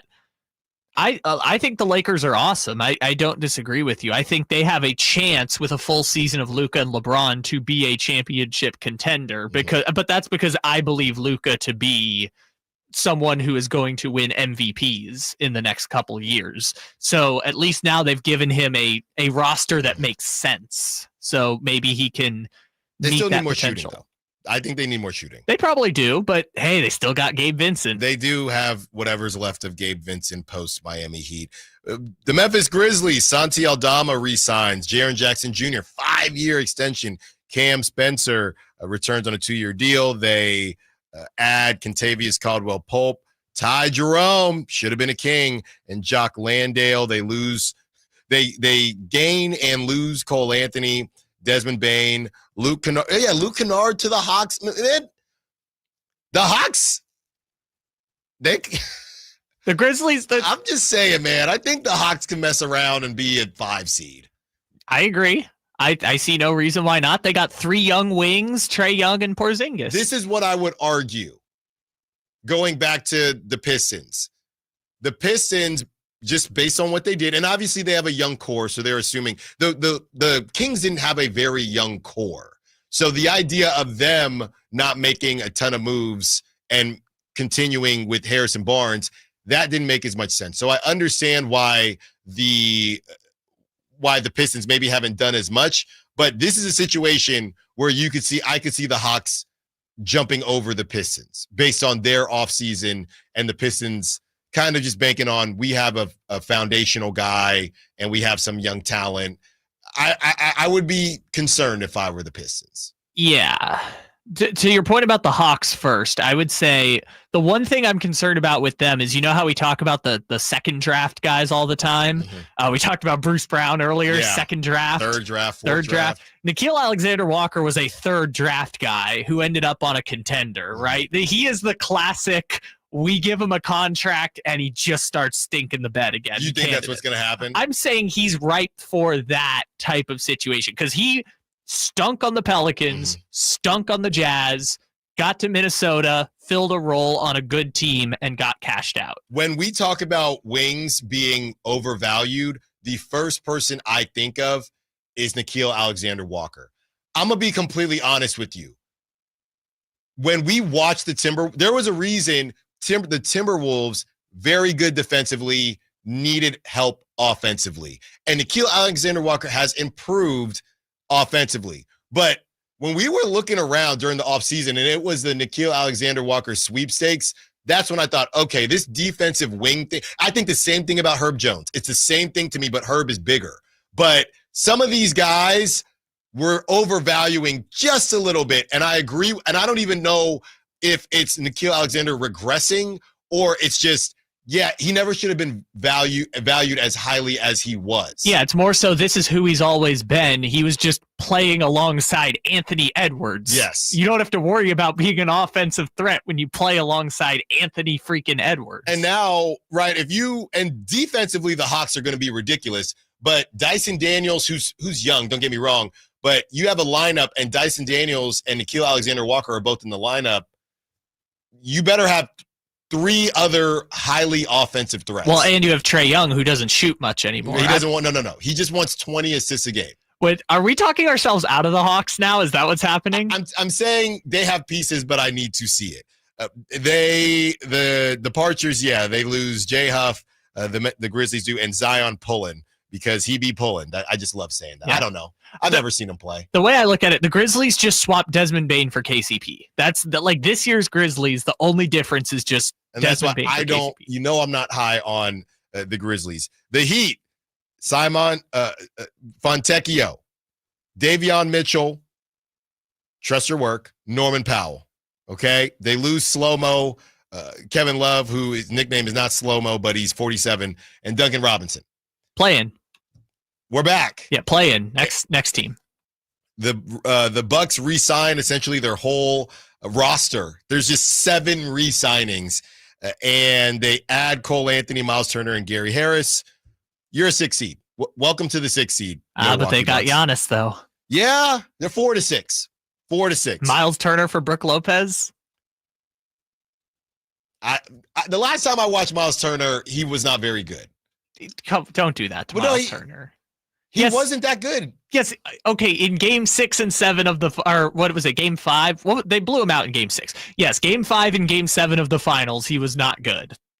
He was still awesome in the playoffs. He averages 3 rebounds a game, and he's 7 foot. He's a power forward. Okay. Okay. He's a power forward that's 7 foot tall. I'm just saying they're 4 or 6 seed. Minnesota Timberwolves. They bring back Joe Ingles, Julius Randle, Naz Reid. Didn't add anyone, according to NBA.com. Yeah, just Terrence Shannon for Nikhil Alexander-Walker. They lose Luka Garza, do you remember him from Iowa? Yes, I do. Because the whole time, Luka Garza, and maybe this is why I just wasn't high on just Zach Edey, because he just reminded me of Luka Garza. But he's obviously better than Luka Garza, but he just reminded me, okay, here's the biggest dude in high-level Division I basketball. Let's see what he does in the NBA. But Zach Edey is better than Luka Garza. Yes, Zach Edey is better than Luka Garza. But that's essentially why Kings fans, Allen, you want Zach Edey? No, he's Luka Garza. That might just be, though, because Zach Edey is 7'4", and Luka Garza is 6'11". He's big, though. He's a big boy. But he's not 7'4". He's not 7'4". New Orleans Pelicans, they extend Herb Jones. They add, should have been a King, Sadiq Bey, Kevon Looney, and the Poole boy. There is a reunion going on with Kevon Looney and Jordan Poole, who I do believe they're both from, I think they might be both from Milwaukee, the Milwaukee area.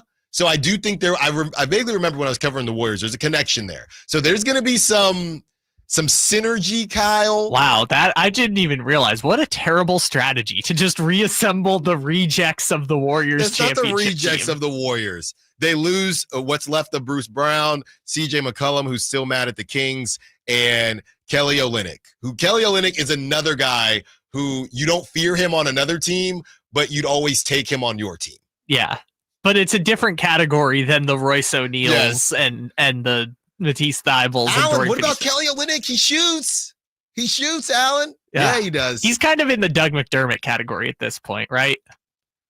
No. Kelly Olynyk's still giving you something at this point? Yes, he is. Come on now. I would take Kelly Olynyk over Dario Saric. Okay. Now.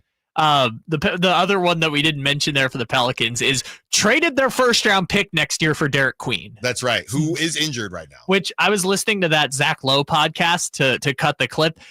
No one understands why the Pelicans did that. Not a soul understands why they made that trade. Yeah. Next on the list, the New York Knicks. Quiet. Very, very quiet. Jordan Clarkson, 1-year deal. Gershon Yabusele. I wanted Yabusele too, man. I wanted him on the Kings.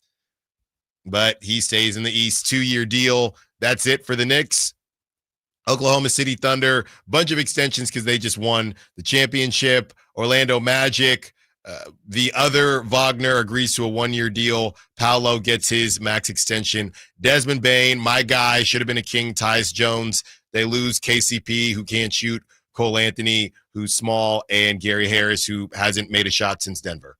So that's what the Orlando Magic did. You hate Gary Harris.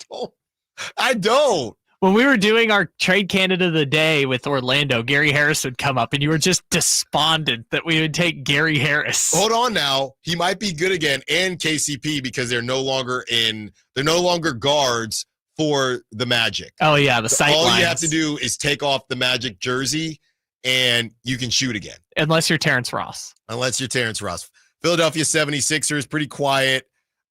Really nothing besides 87-year-old Kyle Lowry and 86-year-old Eric Gordon re-signing on deals. The Phoenix Suns, just a bunch of stuff.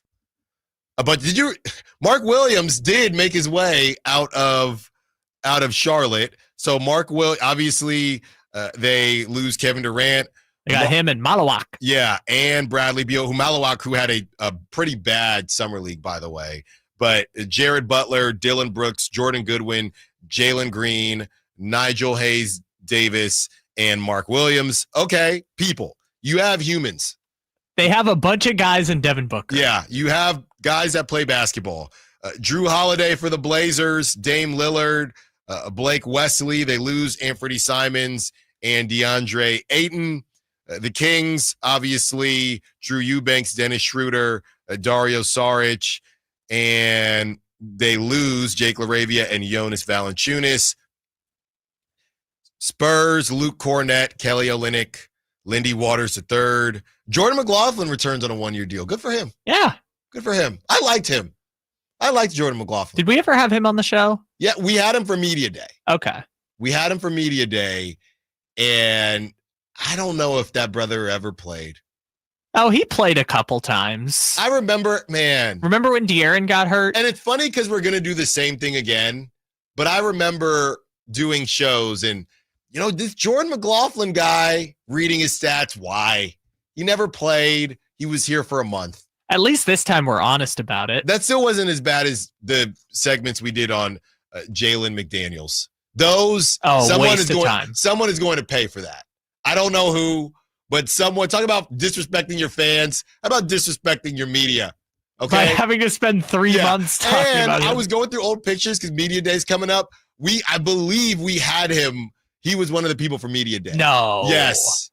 It's in my Google photos. I thought they got rid of him before training camp. I'm pretty sure he was in a jersey. Man, that is rude. That was the one day he was in Sacramento.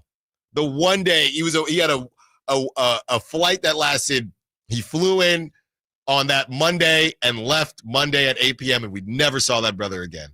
Never saw him again. Let's finish up what the first half of the offseason has brought us, and we will continue with what the second half of the offseason could bring us. Allen Stiles, Saga Sports. Why'd I go to the doctor?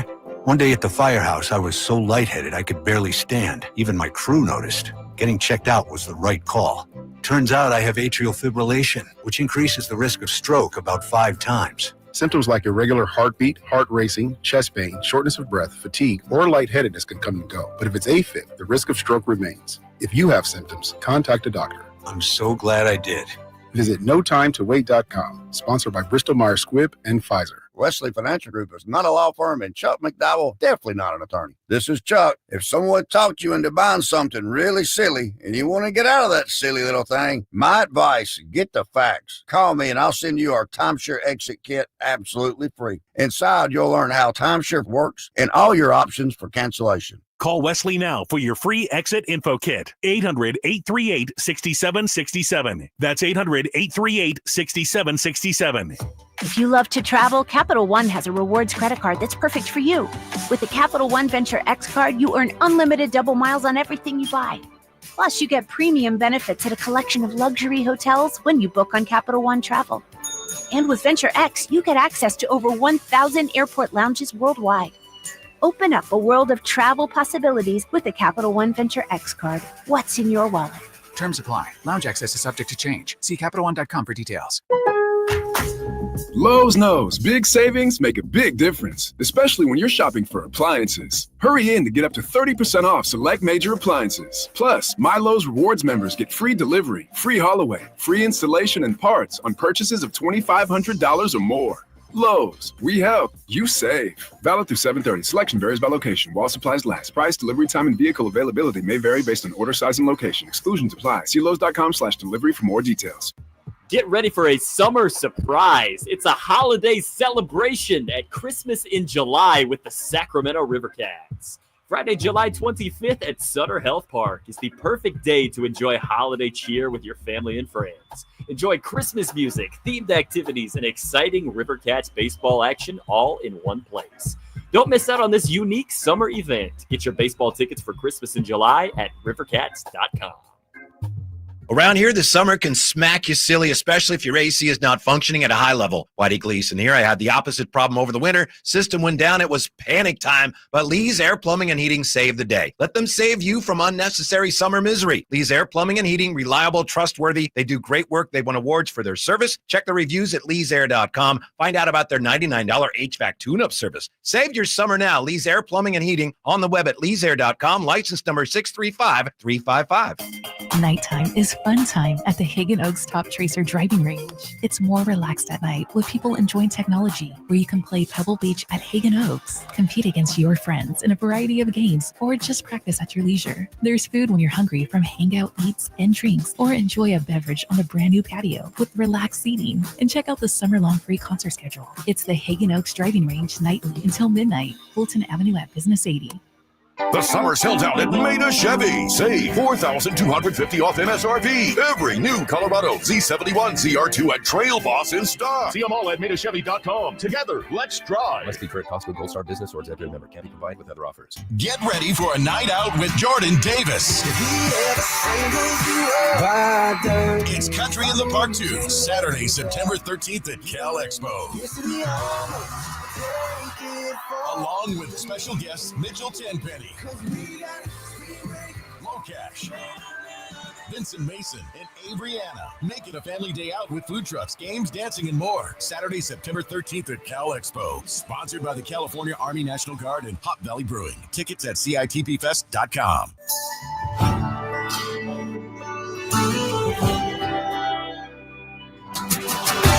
Allen Stiles You can join the show by texting 916-339-1140 on Sacktown Sports.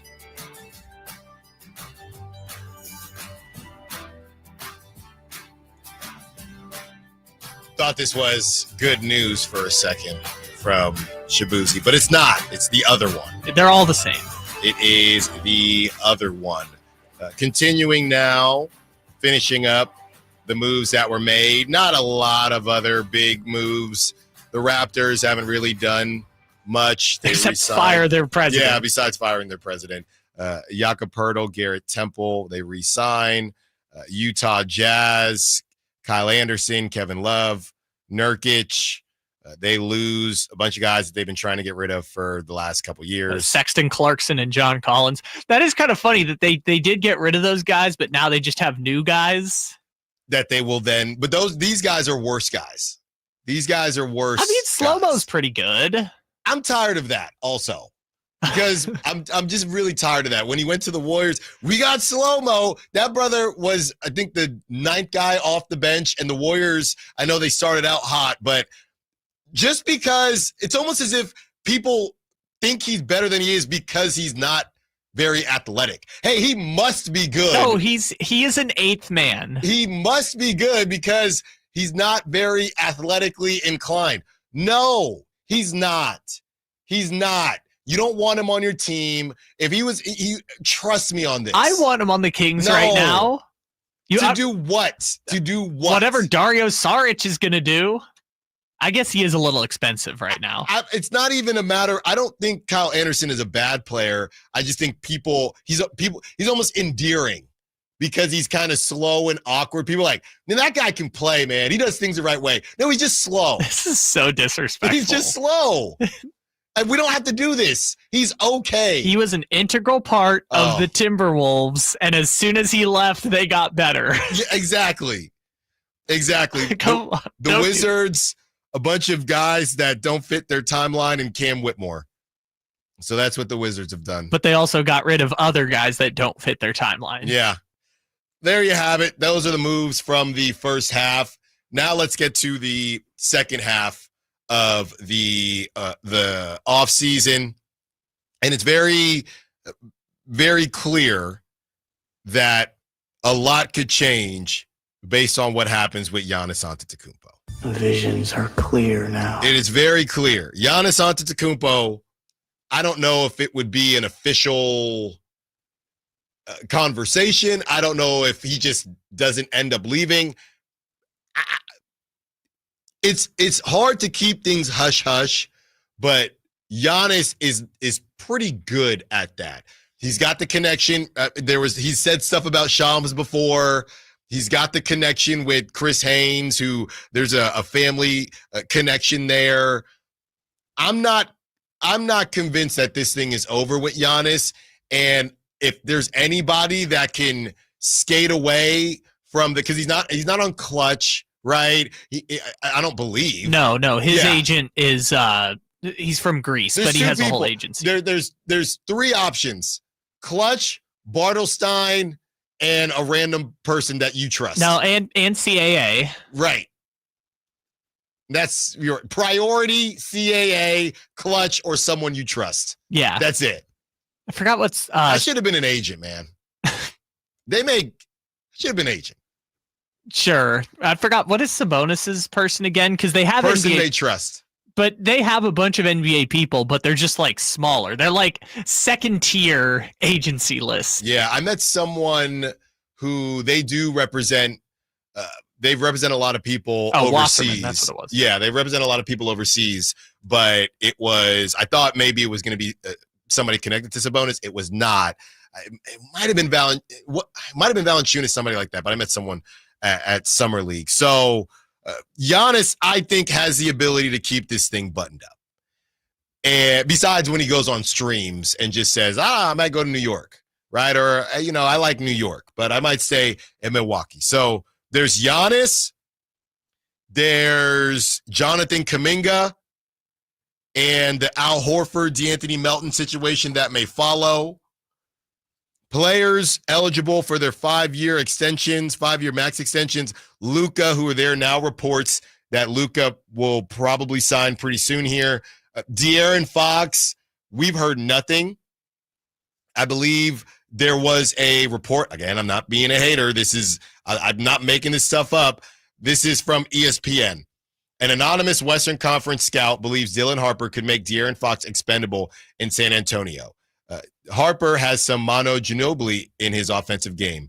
If the three-point shot ever becomes a true weapon for him, he makes Fox expendable and gives San Antonio a nice trade asset. That's why reading these full quotes, and NBA Central does a good job, but that's why reading these full quotes is important, because that's a lot of ifs, right?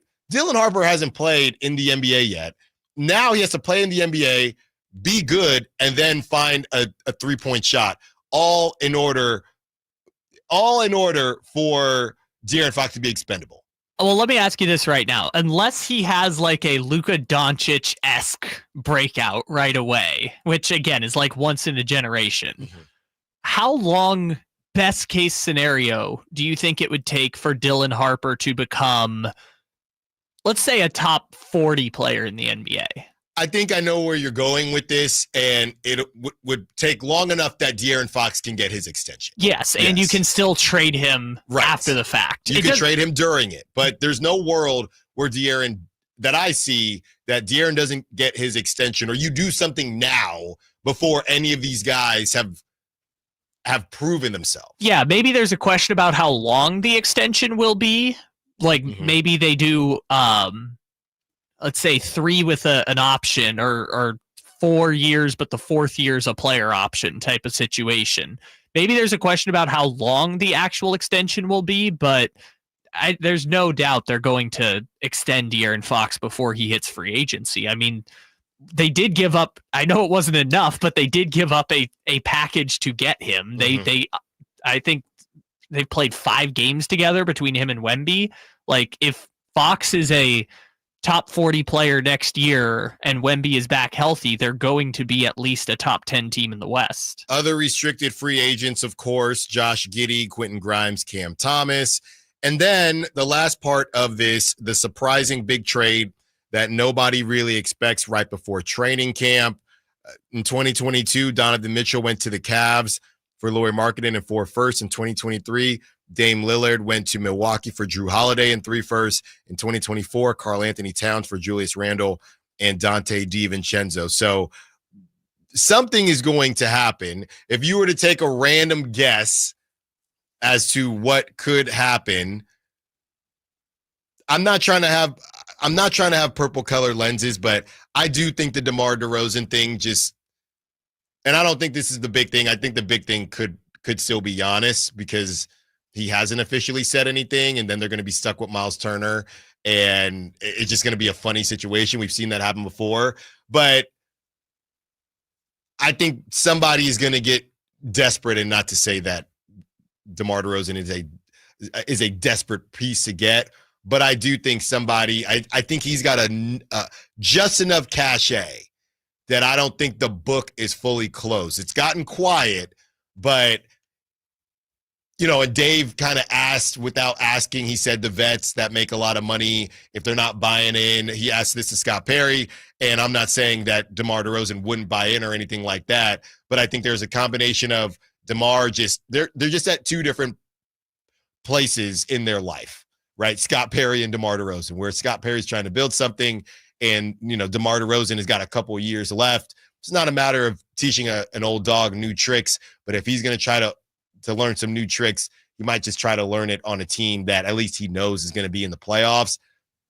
I still think that something could happen with DeMar DeRozan. I'm not saying specifically the Bucks, because I'm not trying to tick people off with Kyle Kuzma on Kyle Kuzma's birthday, but something with Giannis, and I'm not fully convinced that, if anything, yes, something will probably just happen with DeMar DeRozan at the trade deadline, but I do think there's still a chance that somebody just gets a little desperate right before training camp starts, maybe even an injury, and DeMar DeRozan is just still a good enough contract where let's just add a 25-point-per-game scorer and figure out the rest on they tried to do that with the Kings, but on a more established team that we feel it's a more controllable situation. You couldn't add DeMar to the Kings team, not only because of fit, but also because of identity, right? De'Aaron Fox was not fully baked in as the guy.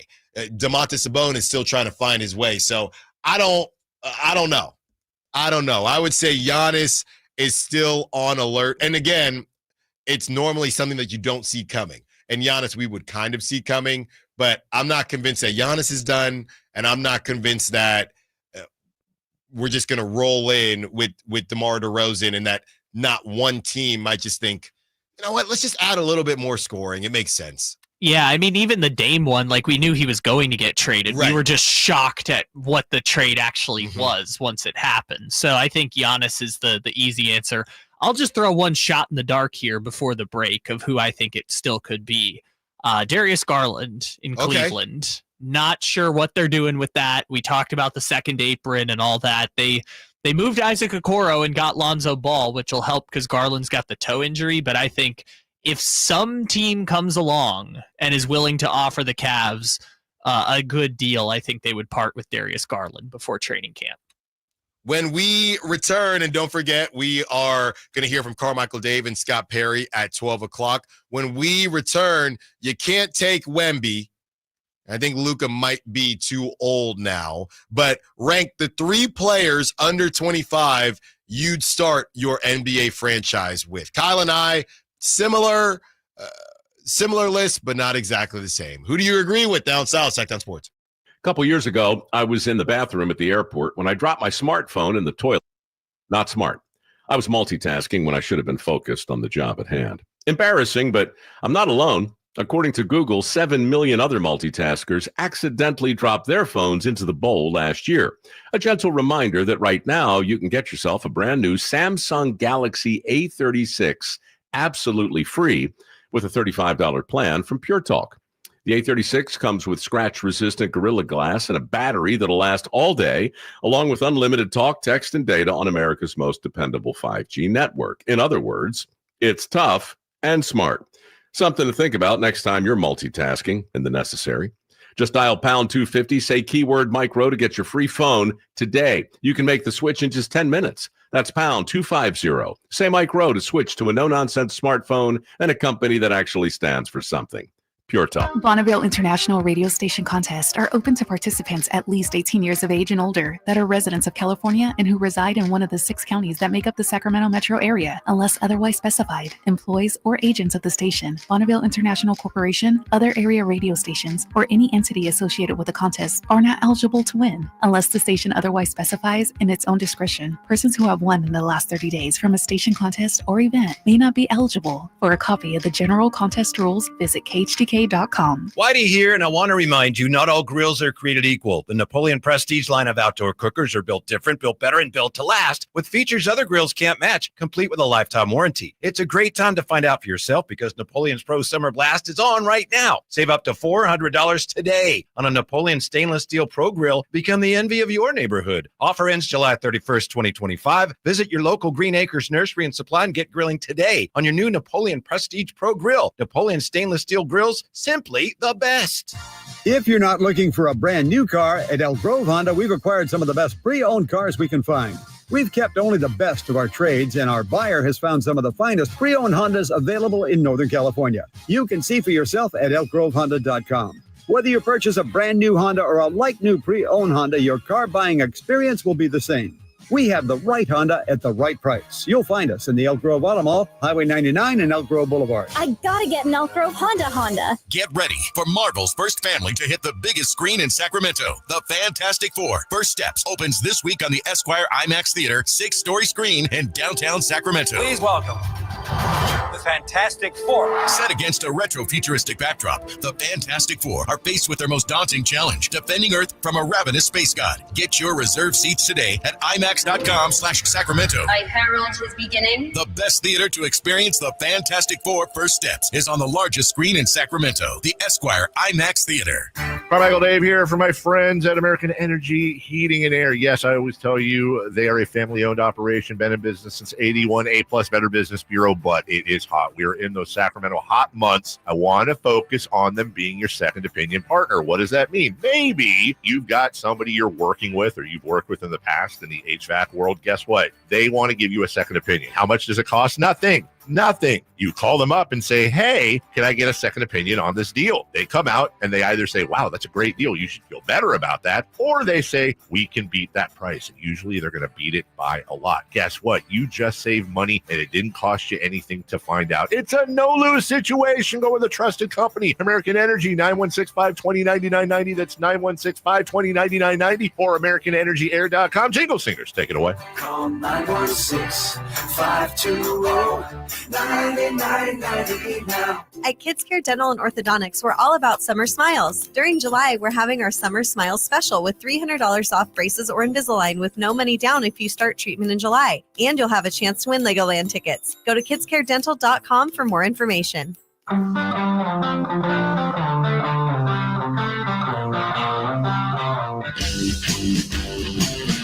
Allen Stiles. Watch the show on youtube.com/Sacktown Sports 1140. Or listen on the Sacktown Sports app. 15 minutes. And if you missed Scott Perry on with Carmichael Dave, that's coming up at 12. We are going over everything that happened this offseason. I was talking to some people just about the Dennis Schroeder fit in Sacramento. And, you know, it's fascinating because there are those out there. And Kyle, just to let you know, we're pulling back the curtain a little bit. Kyle, I've started this research, but I think that you can help me with it. I'm looking for some type of nerd stat that breaks down how different point guards play the position. And I'm trying to figure out, because would you say that De'Aaron Fox and Domantas Sabonis worked well together? Yes. Okay, even though they were just coworkers. Let's not forget. Yes. But with that being said, watching De'Aaron Fox play, who some would even say is not a traditional point guard, then, and I don't know what a traditional point guard is besides Chris Paul and Rajon Rondo at this point. Then you take into perspective or consideration a Dennis Schroeder. I'm looking for nerd stats that kind of describe the usage and how these point guards play the game. Maybe how long the ball is in their hands, how much they shoot, the pace in which they play. Maybe ChatGPT can help me, but I'm trying to figure out how similar. When I was talking to some people at Summer League, they said, hey, Dennis Schroeder is not really as similar to De'Aaron Fox from the point guard perspective as you would think. So for what Domantas Sabonis needs, we haven't seen any video yet, of course, of them working out. I'm sure we will, but you got a point guard cool. Is it going to fit as well as maybe we all assume that it will fit? Because all you needed was a point guard, right? And I'm assuming that this was all taken into consideration when Scott Perry decided that they were going to commit to Dennis Schroeder. But yeah, I was talking to some people out in Vegas, and they maybe question. I said, wait, so now the Kings have a point guard, but this point guard might not play the point guard position the way that Domantas Sabonis needs the point guard position to be played? Are you kidding me? All right. Well, I can do a little bit of data for you. B-Ball Index, which is our favorite. Yes, there are guys. Yeah. Yes, they're our favorite dorks. Under each player, they give an offensive archetype, which is not a position, but just kind of a skill set that they have. Okay. And for De'Aaron Fox, for example, they list him as shot creator. But for others, just says shot creator. Okay. And then for Dennis Schroeder, for example, there's last year says shot creator, but when he was on Toronto and Brooklyn, it lists him as primary ball handler. So let me give you another example. Your favorite Fred VanVleet. They list Fred VanVleet. Shucker. Primary ball handler is what they label Fred VanVleet as. So I like this. I like this a lot. I see shot creator. I see primary ball handler. Name another point guard for me. I was going to say Tyus Jones. All right, let's go. Tyus Jones, primary ball handler. Okay. I don't know if they have any other than just the two. Sure. But we're gonna try. Jamal Murray says shot creator. DeJounte Murray has an interesting one. He's a little bit of a tweener, but they list him as slasher. Interesting. But also in other years, primary ball handler. So it takes into account change. Last one, just for fun. Tyrese Halliburton. All right, let's try. Because I think that's hold on, let me guess. Because now is he a shot creator? So in his last season with Sacramento, they list him as primary ball handler. In his first 2 seasons in Indiana, they list him as primary ball handler. Last year, they list him as shot creator. Huh. And they also have different titles for role, too. So it says like star on it. So it separates your role and your offensive archetype. So he's gone from primary ball handler to shot creator in the last year. Do they have any breakdowns as to what the difference between the two are? Because I'm trying to figure out a shot creator. What sounds like more assists. So again, Trae Young used to say shot creator, and then this year is primary ball handler. It feels like shot creator is more of a hybrid. Yeah, I feel like primary ball handler is more traditional. Yeah, I think shot creator is closer to what we'd call playmaker. I'm just going to put in Shai Gilgeous-Alexander just to get a reference, because I would classify him as a playmaker. Right? Yeah, I would say shot creator. Yeah, they have him as shot creator. Okay, so shot creator is they can score, but they can help other people. Yeah, score. They can play make. I wonder if LeBron has the same one. Oh, we don't care about LeBron. Yeah, so they have LeBron as shot creator. But Dennis Schroeder says primary ball handler. Except for I think when he was on Detroit, maybe. Let me see what it says. Yeah, he was on 4 teams. Yeah, I know. Let's just last year's a weird year, but yes, it says primary ball handler. Okay, thank you for that. That's exactly that gives a word or a term to exactly what I heard when I was in Vegas, because there are people that think that it's almost as if, and this is no disrespect, it's almost as if people were saying you need someone that's just better than Malik Monk. But I don't know. It's almost, and I can't believe I'm saying this because they haven't played yet, and we're going to see what happens when they play. It's almost as if the worry now from those that I spoke to was he's too much of a point guard. Sabonis kind of needs a hybrid, but we thought that's why they thought Malik Monk would work, but he wasn't hybrid enough. So, and this is all, we're just going to see what happens here, but this is stuff that I spoke to about with different people in Vegas, and to the point of B-ball index, there is a difference on how people play the point guard position, specifically when you're working with Domantas Sabonis. And I think the bigger thing is you could be taking the ball out of Domantas Sabonis' hands, which is not what they wanted to do. They wanted him to have the ball less, but you could be taking the ball out of his hands a little bit more than we would like. Or when I say we, just everyone in general. So Malik Monk, interestingly, since you brought him up, they list him as what's called secondary ball handler. And there's a few players like that, but most notable... I don't even know where to go with that. Yeah, there's a primary ball handler and a secondary ball handler. But, I see what you're doing there. Never mind. No, I wasn't doing that. Okay, sorry. My mind is just dirty. Yeah.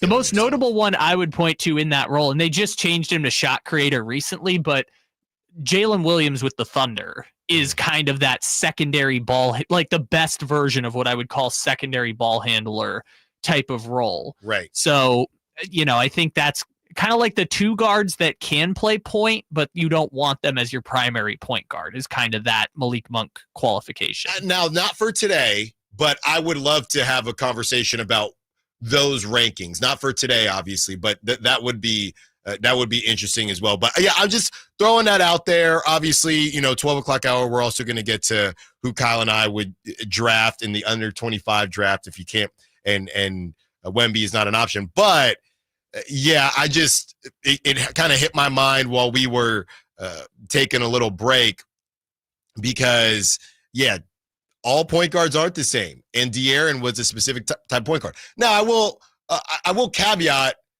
and say the Kings did not win a playoff series, and they went to one playoffs. So even if Domantas Sabonis worked well with De'Aaron, we still don't know that he won't work better with Dennis Schroeder, because it's not as if they had this crazy run where they were in the Western Conference for the last 3 years, the Western Conference Finals. So I just wanted to bring it up because it crossed my mind, but I'm in no way, shape, or form saying that the Kings or it's not going to work with Dennis Schroeder. It's just he is a different type of point guard than De'Aaron Fox. That is a fact. Which, to that point, I was just briefly looking, who are the best point guards that they classify as primary ball handlers? It's not like those players aren't excellent. They have LaMelo Ball, Trae Young, Darius Garland. Like, there's still point guards arguably as good as De'Aaron Fox who are also primary ball handlers. It's not to say one skill set. But those guys are better than Dennis Schroeder, yes. But Dennis Schroeder and Fred VanVleet carry theoretically the same skill set as these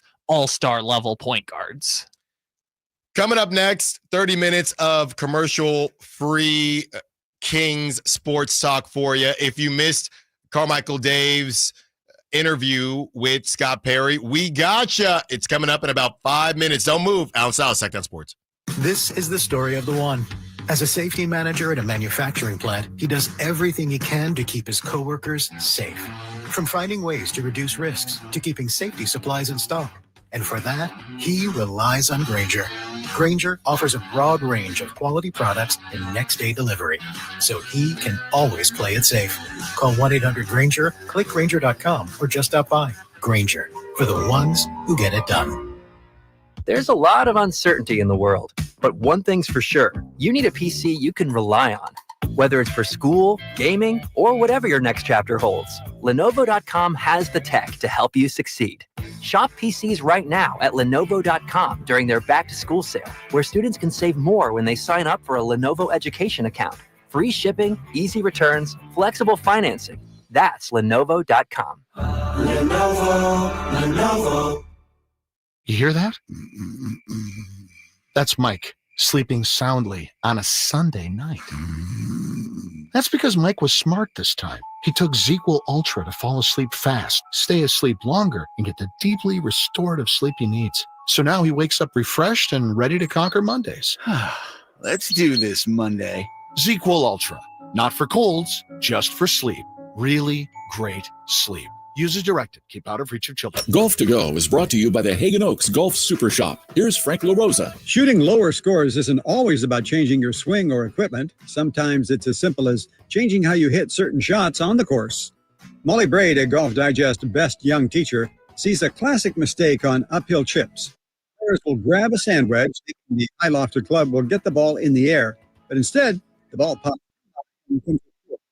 Use a club with grab the pitching wedge, 9-iron, or even 8-iron, depending on how far you hit it. Set up with the hill. The handle is going to come back, and there will be added loft to the club, so it will have more height, like a sand wedge. Your pitching wedge and your 9-iron don't have as much loft as your sand wedge, but when you're hitting from a steep uphill lie, your pitching wedge is going to produce sand wedge-like results. You'll get that high trajectory up and over the hill to land soft on the green. If that's your Golf to Go, I'm Frank LaRosa. What's up? We're talking to Chad Hoblet of Hoblet Dodge Chrysler Jeep Ram in Woodland. Chad, tell me what's happening for the Hoblet Employee Pricing Plus sales event. Right now, you can get the family wherever you need to get them. When you save up to $17,000 off MSRP on the new 2024 Jeep Grand Cherokee 4xEs. With the gas tax having gone up this month, that means you save even more at the pump with one of America's favorite hybrids. Okay, but what's happening at the giant Hoblet Certified Pre-Owned Super Center? Well, not only is Hoblet your one-stop shop for new Ram trucks, we are your pre-owned truck superstore. Right now, we have over 100 quality pre-owned trucks in stock. So whatever truck you're looking for, your perfect ride is waiting at Hoblet. Diesels, lifted trucks, 4x4s, Hemis, heavy duties. We have them all waiting for you. Search, select, and save through their whole inventory, new and used, at HobletDodge.com. Unbeatable prices, unbeatable selection. Nobody beats Hoblet, period. 17,000 total net savings after 7,500 factory rebates and 9,500 dealer discounts. Rebates may include 2,500 2025 select inventory bonus cash, 500 first responder bonus cash for eligible first responders. Employee pricing for all included in dealer discount. VIN number 712-678. See dealer for details. Get ready for a summer surprise. It's a holiday celebration at Christmas in July with the Sacramento River Cats. Friday, July 25th at Sutter Health Park is the perfect day to enjoy holiday cheer with your family and friends. Enjoy Christmas music, themed activities, and exciting River Cats baseball action all in one place. Don't miss out on this unique summer event. Get your baseball tickets for Christmas in July at rivercats.com. If you're 55 or older and into that whole saving money thing, T-Mobile has an exclusive phone and internet bundle just for you. Right now, get 2 unlimited phone lines plus 5G home internet for just $30 each per month with autopay, plus taxes and fees. And with 5G home internet, setup is easy with just one cord and no technician needed, which is great if you're also into that whole keeping it simple thing. Switch now and experience the best mobile network in the U.S. Visit your local store to start saving. T-Mobile, it's better over here.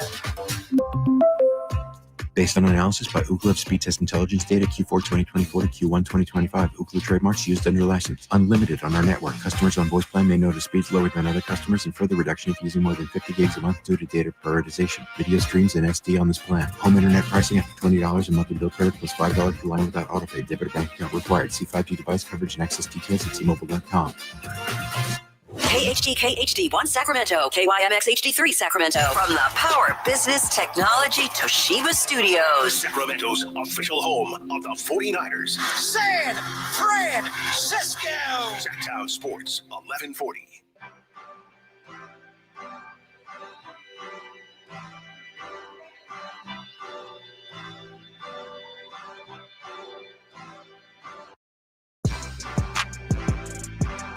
Your home for Kings talk and so much more. Live and local. Allen Stiles on Sacktown Sports.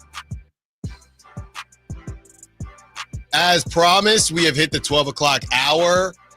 And a couple hours ago, if you missed it, Scott Perry, who's just been outstanding, by the way, just in his transparency and his availability. So we appreciate him for that. Scott Perry was on the morning show, and it was so nice we had to play it twice. If you missed it, here it is for you.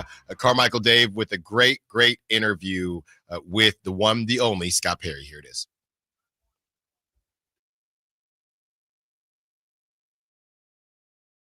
Morning, Scott. How are you? Good morning, Carmichael Dave. How you doing this morning? You know, I'm doing good. I am. I got to be honest. First week back from vacation, but nice to be here and with everyone. Watched Summer League wrap up. Fell short of the, I don't know. Would you consider a record 3 Summer League championships had we been able to get that? That's a dynasty, isn't it, of some sort? A Summer League dynasty. I don't know if I've ever heard that before, Dave, but I was really proud of how the guys competed for the entire 10 days there. And that was the big thing, that, the young players got an opportunity to get their first exposure to some NBA caliber action. And I thought we were able to really start instilling the type of play that we want to have come fall and winter this year with the Kings. So encouraged by what I saw. Let's start with Max Reynaud, the rookie out of Stanford. 7'1". We saw him hit threes. We saw him steal and work in transition. I got to tell you, I forget the game, but it was I keep saying it. He was at the elbow. It was a one-handed entry pass for a layup, and his court vision is actually what really caught my eye. What were your thoughts on him, and what are you looking for him to work on the most going into camp? Well, a number of things caught my eye with Max during this time in Las Vegas. I mean, you just referred to one of them, his basketball IQ and feel on the offensive end, whether it's spacing the floor, his ability to shoot the ball, being able to pass it. He understood everything we were trying to run. He was he's always thinking a play ahead, so that was impressive. But maybe the most impressive thing for me that I didn't know as much about was defensively, his verbal ability defensively. And I had mentioned this when I was during one of our games on, I think it was on ESPN, talking about how he was so loud and verbal, and that's what to be a good defensive team, you need your backline defenders, especially your big people, to be communicating to your guards and small forwards when screens are coming. They're recognizing all the actions that are happening, and he is very vocal in that way, and in a way that, quite frankly, a lot of veteran players aren't. So he's bringing that into his first year as a rookie, which is a very positive thing. I think the biggest thing he's going to need to work on is he's got to get stronger and just keep developing as an athlete, and that'll be incumbent upon us to do a really good job in terms of, our strength and conditioning and performance group to really dive in and help him realize his potential as an athlete so that he can get stronger, he can hold post position against some of the bigger, stronger guys in the NBA. Scott Perry joining us. That opens the door for me to ask a question we haven't discussed on the air yet. I'm always curious. I've asked this before of other GMs and coaches when it comes to defense. I think I mentioned to you in one of our conversations off the air. I always enjoy when I go to games. If I'm at a Grizzlies game, I love watching Brandon Clark on defense. He is so vocal. He's like a quarterback calling out schemes. And this is not an NBA superstar. It's just an arrow in his quiver that I think is phenomenal and really seems to kind of quarterback the defense when he's on the floor. He's not the only one. How much, in your opinion, of a good team defense is innate talent, a Draymond Green, a Ben Wallace, just a great defensive player?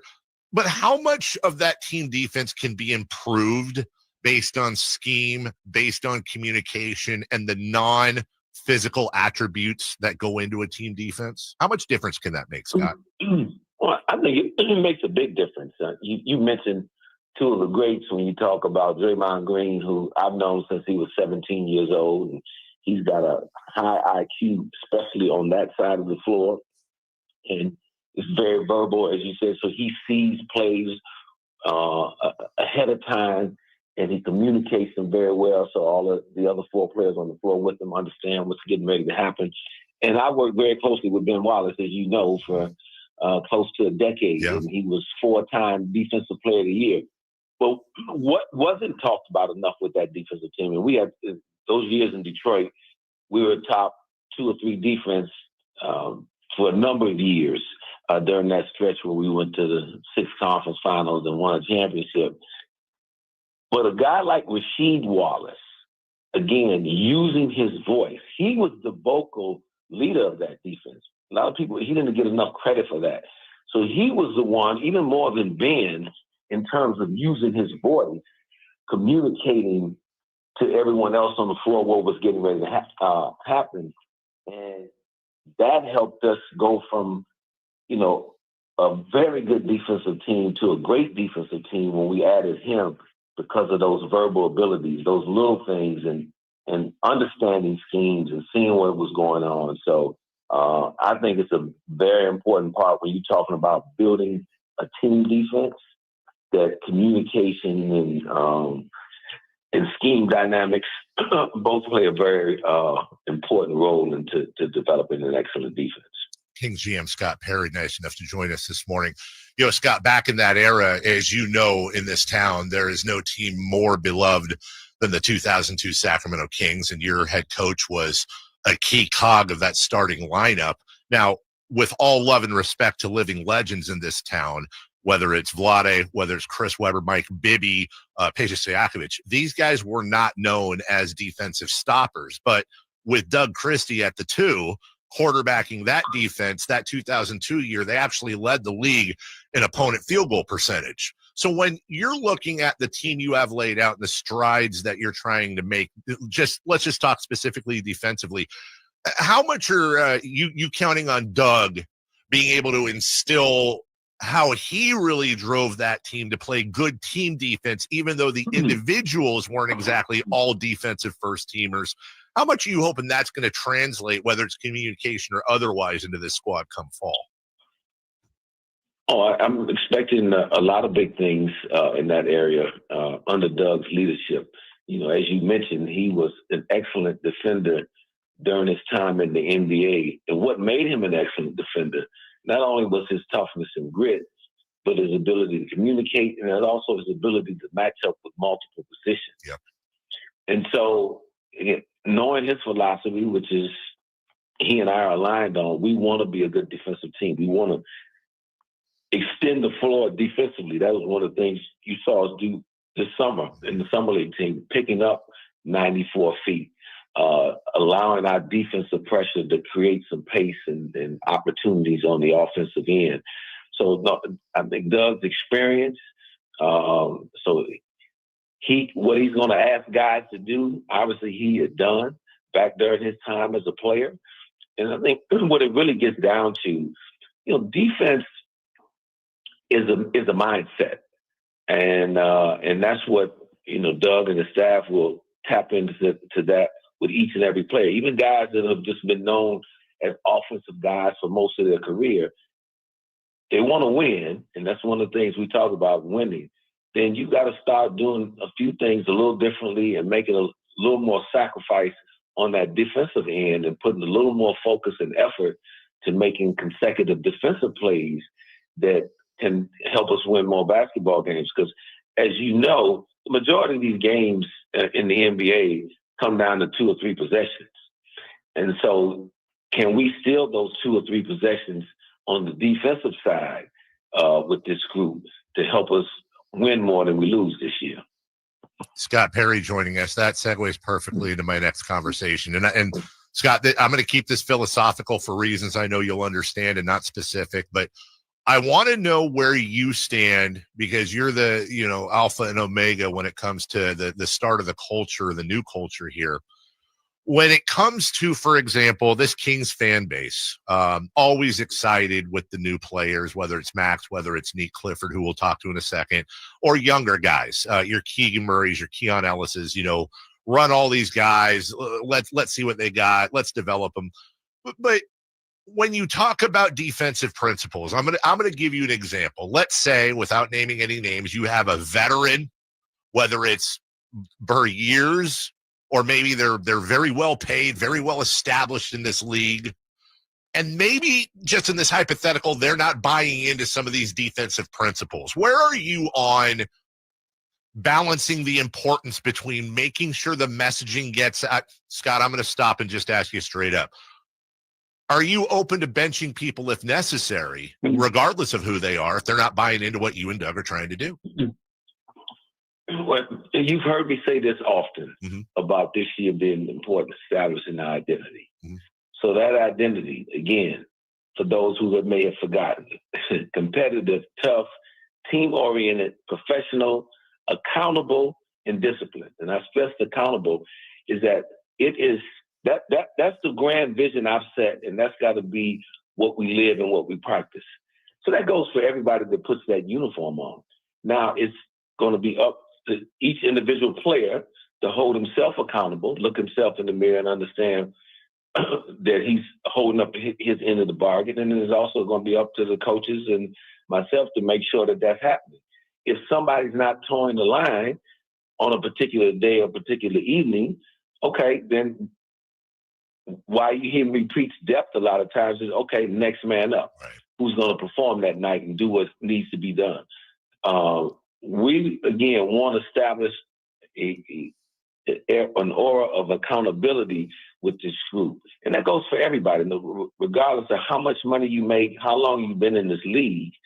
There's going to be a standard that we're going to challenge these guys to live by and uphold, and it's never going to be a personal thing. And look, so we're going to push everybody to get there. If it's not happening, then we can't be afraid to go with the next man up theory and take a look at that man. And not that you would bury somebody, sure, but hey, we've got to be able to really, what we say, we have to follow up with corresponding action. And that's going to be, what we look to do this season. Do you anticipate one of the big challenges for you and the coaching staff is trying to balance between, and I imagine this is a problem, or should I say a challenge for a lot of teams in our position, You've got vets and guys that average 20 points a game or lead the league in rebounds, or we've got talent on the team. You have to balance their playing time and their effectiveness and trying to win ball games, but also at the same time trying new combinations, trying to develop your youth, seeing if X player can play with Y player at Z spot. How do you juggle that kind of dual tug of war between trying to be competitive and win every ball game and also developing this team for the future? Look, at the end of the day, we're in the business of trying to compete and win each and every night. And we've got to do what is necessary to get there. And throughout the course of the year, I mean, I'm no longer a coach. Again, I set the grand vision for our organization and for Doug and the staff and the players. And it's up to us to do the very best we can to get there.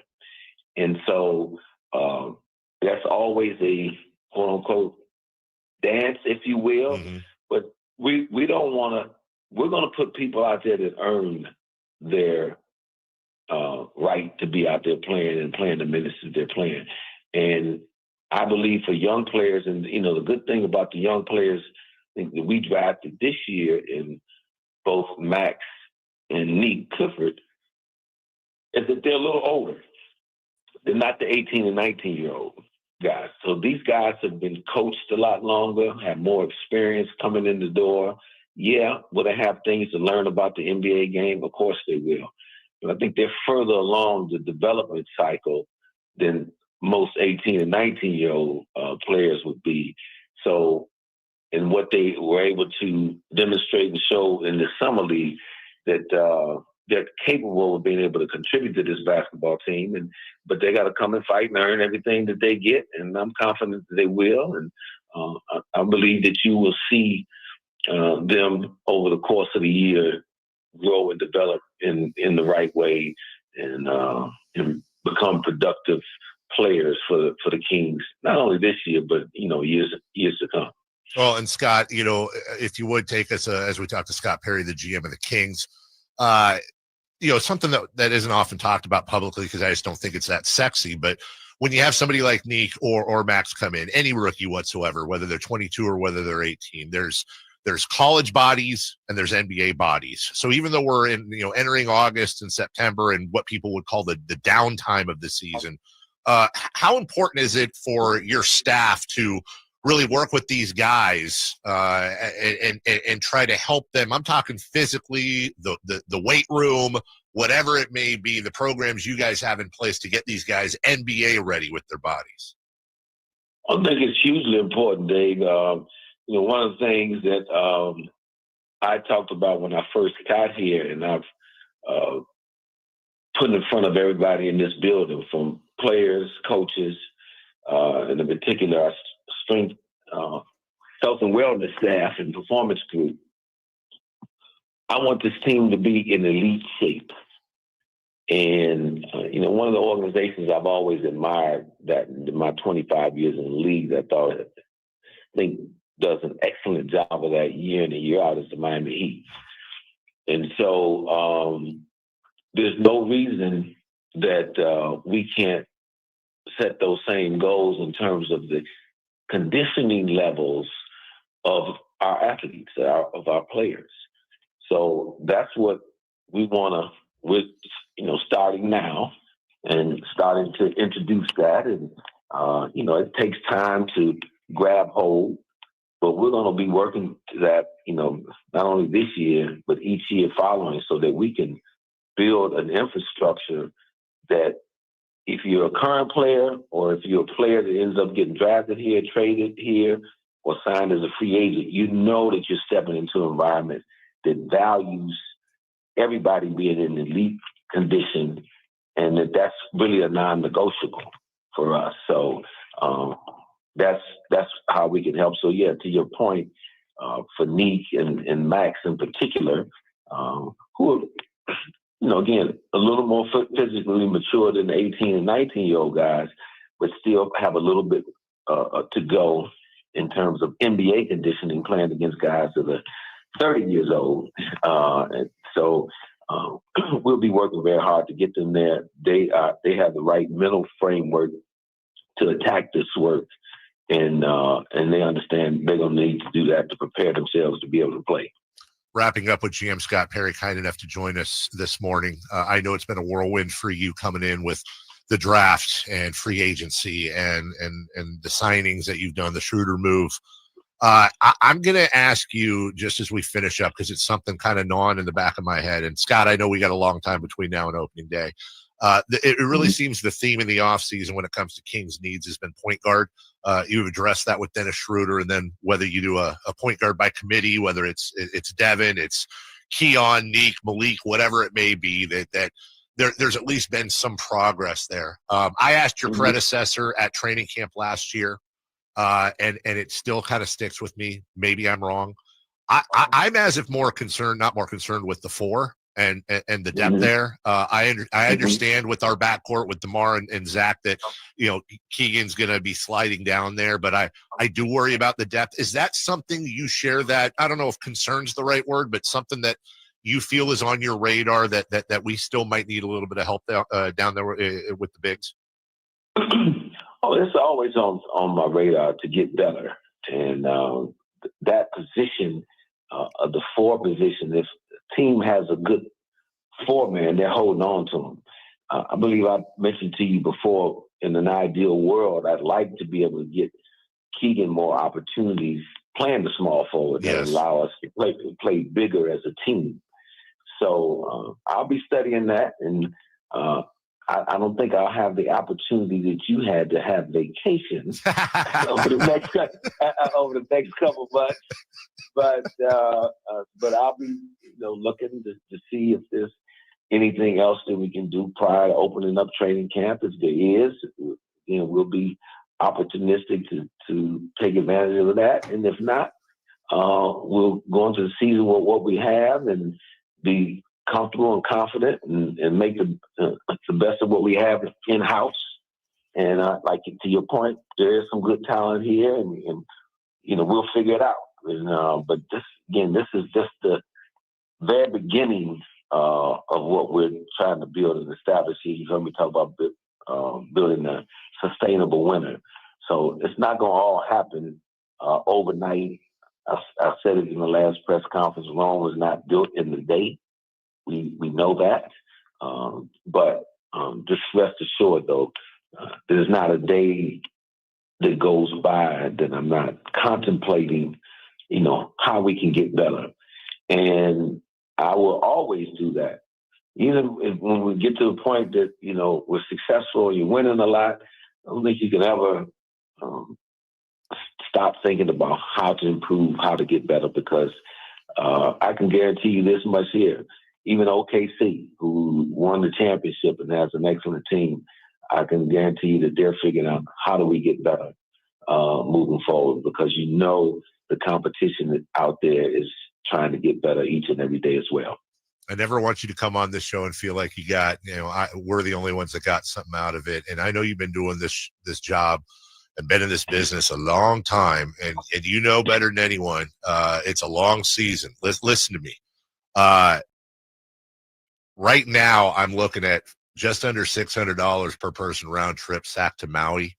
You got to be able to, hey, listen, you can find a week. Your phone works, dude. You can find a week to get to Hawaii and take your lovely family with have a little drink with an umbrella or something, watch the waves roll in. We got to figure out a way for you to get at least a little time off, man. Come on.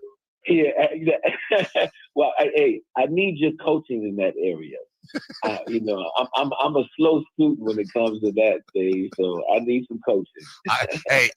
As I was talking to you when I was on vacation, I will. I am happy to be your personal travel agent. We'll get some time together. We'll get you because hey, you know what? A tired, sleepy, burnt out GM is not the best GM. We need to get you on a beach, my man. All right. I'm listening to. I'm hearing the message. Okay. Let me see if I can follow it. I appreciate you. I appreciate all the work you're doing. Fingers crossed, and this fan base deserves a hell of a lot more than what they've gotten over many of the years here. They're loyal. They love this team. You know that. You can feel the love in the city. And I know that I can't tell you what the future holds, and I know you can't tell me what the future holds, but everyone listening and everybody in this fan base is behind you and behind this team. Well, I appreciate that, and nothing would make me happier than to see this fan base and this community really enjoy this team and be a part of this team becoming successful, not only in the short term, but in the longer term as well. So. I'm looking at rental cars in Maui, too. It looks like it's $261 a week for a compact. I'm going to send you these links. See you, brother.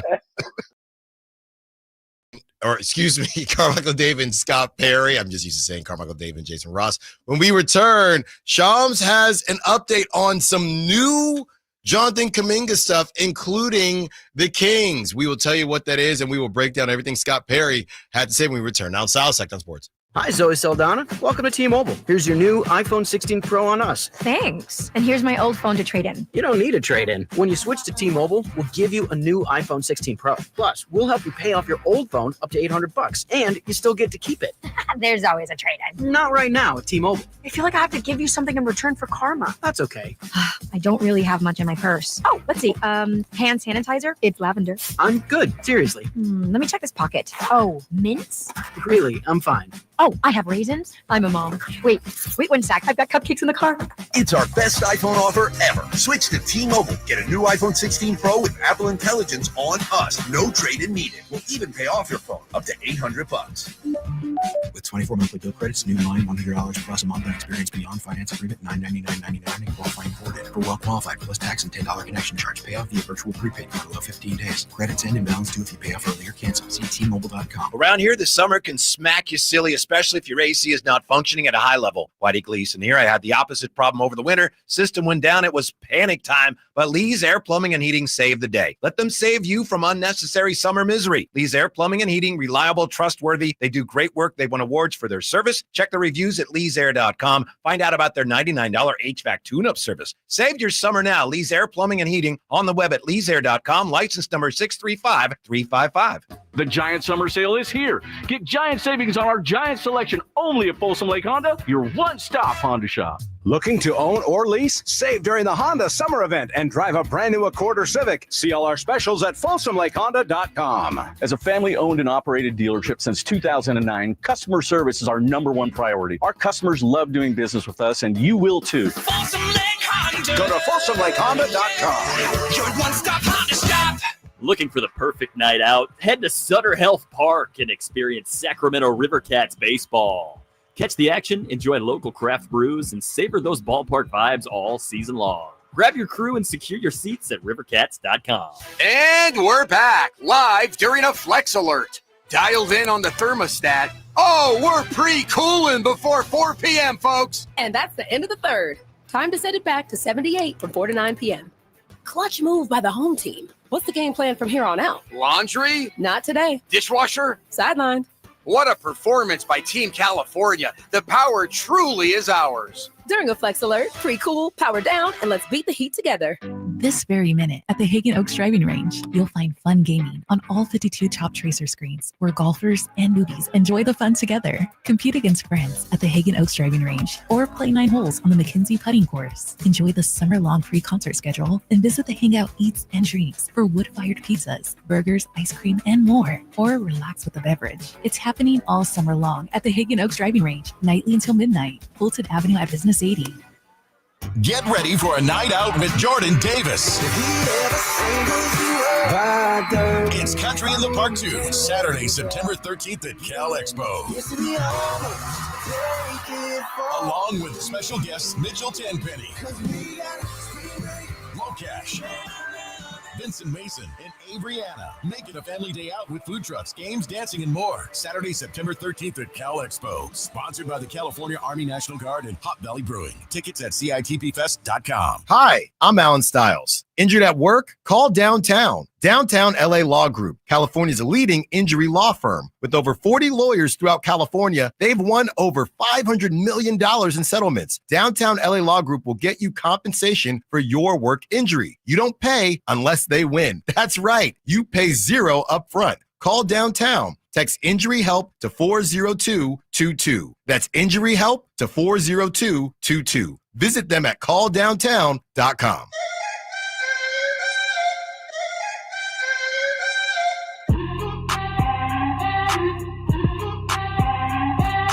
Allen Stiles You can join the show by texting 916-339-1140. on Sacktown Sports.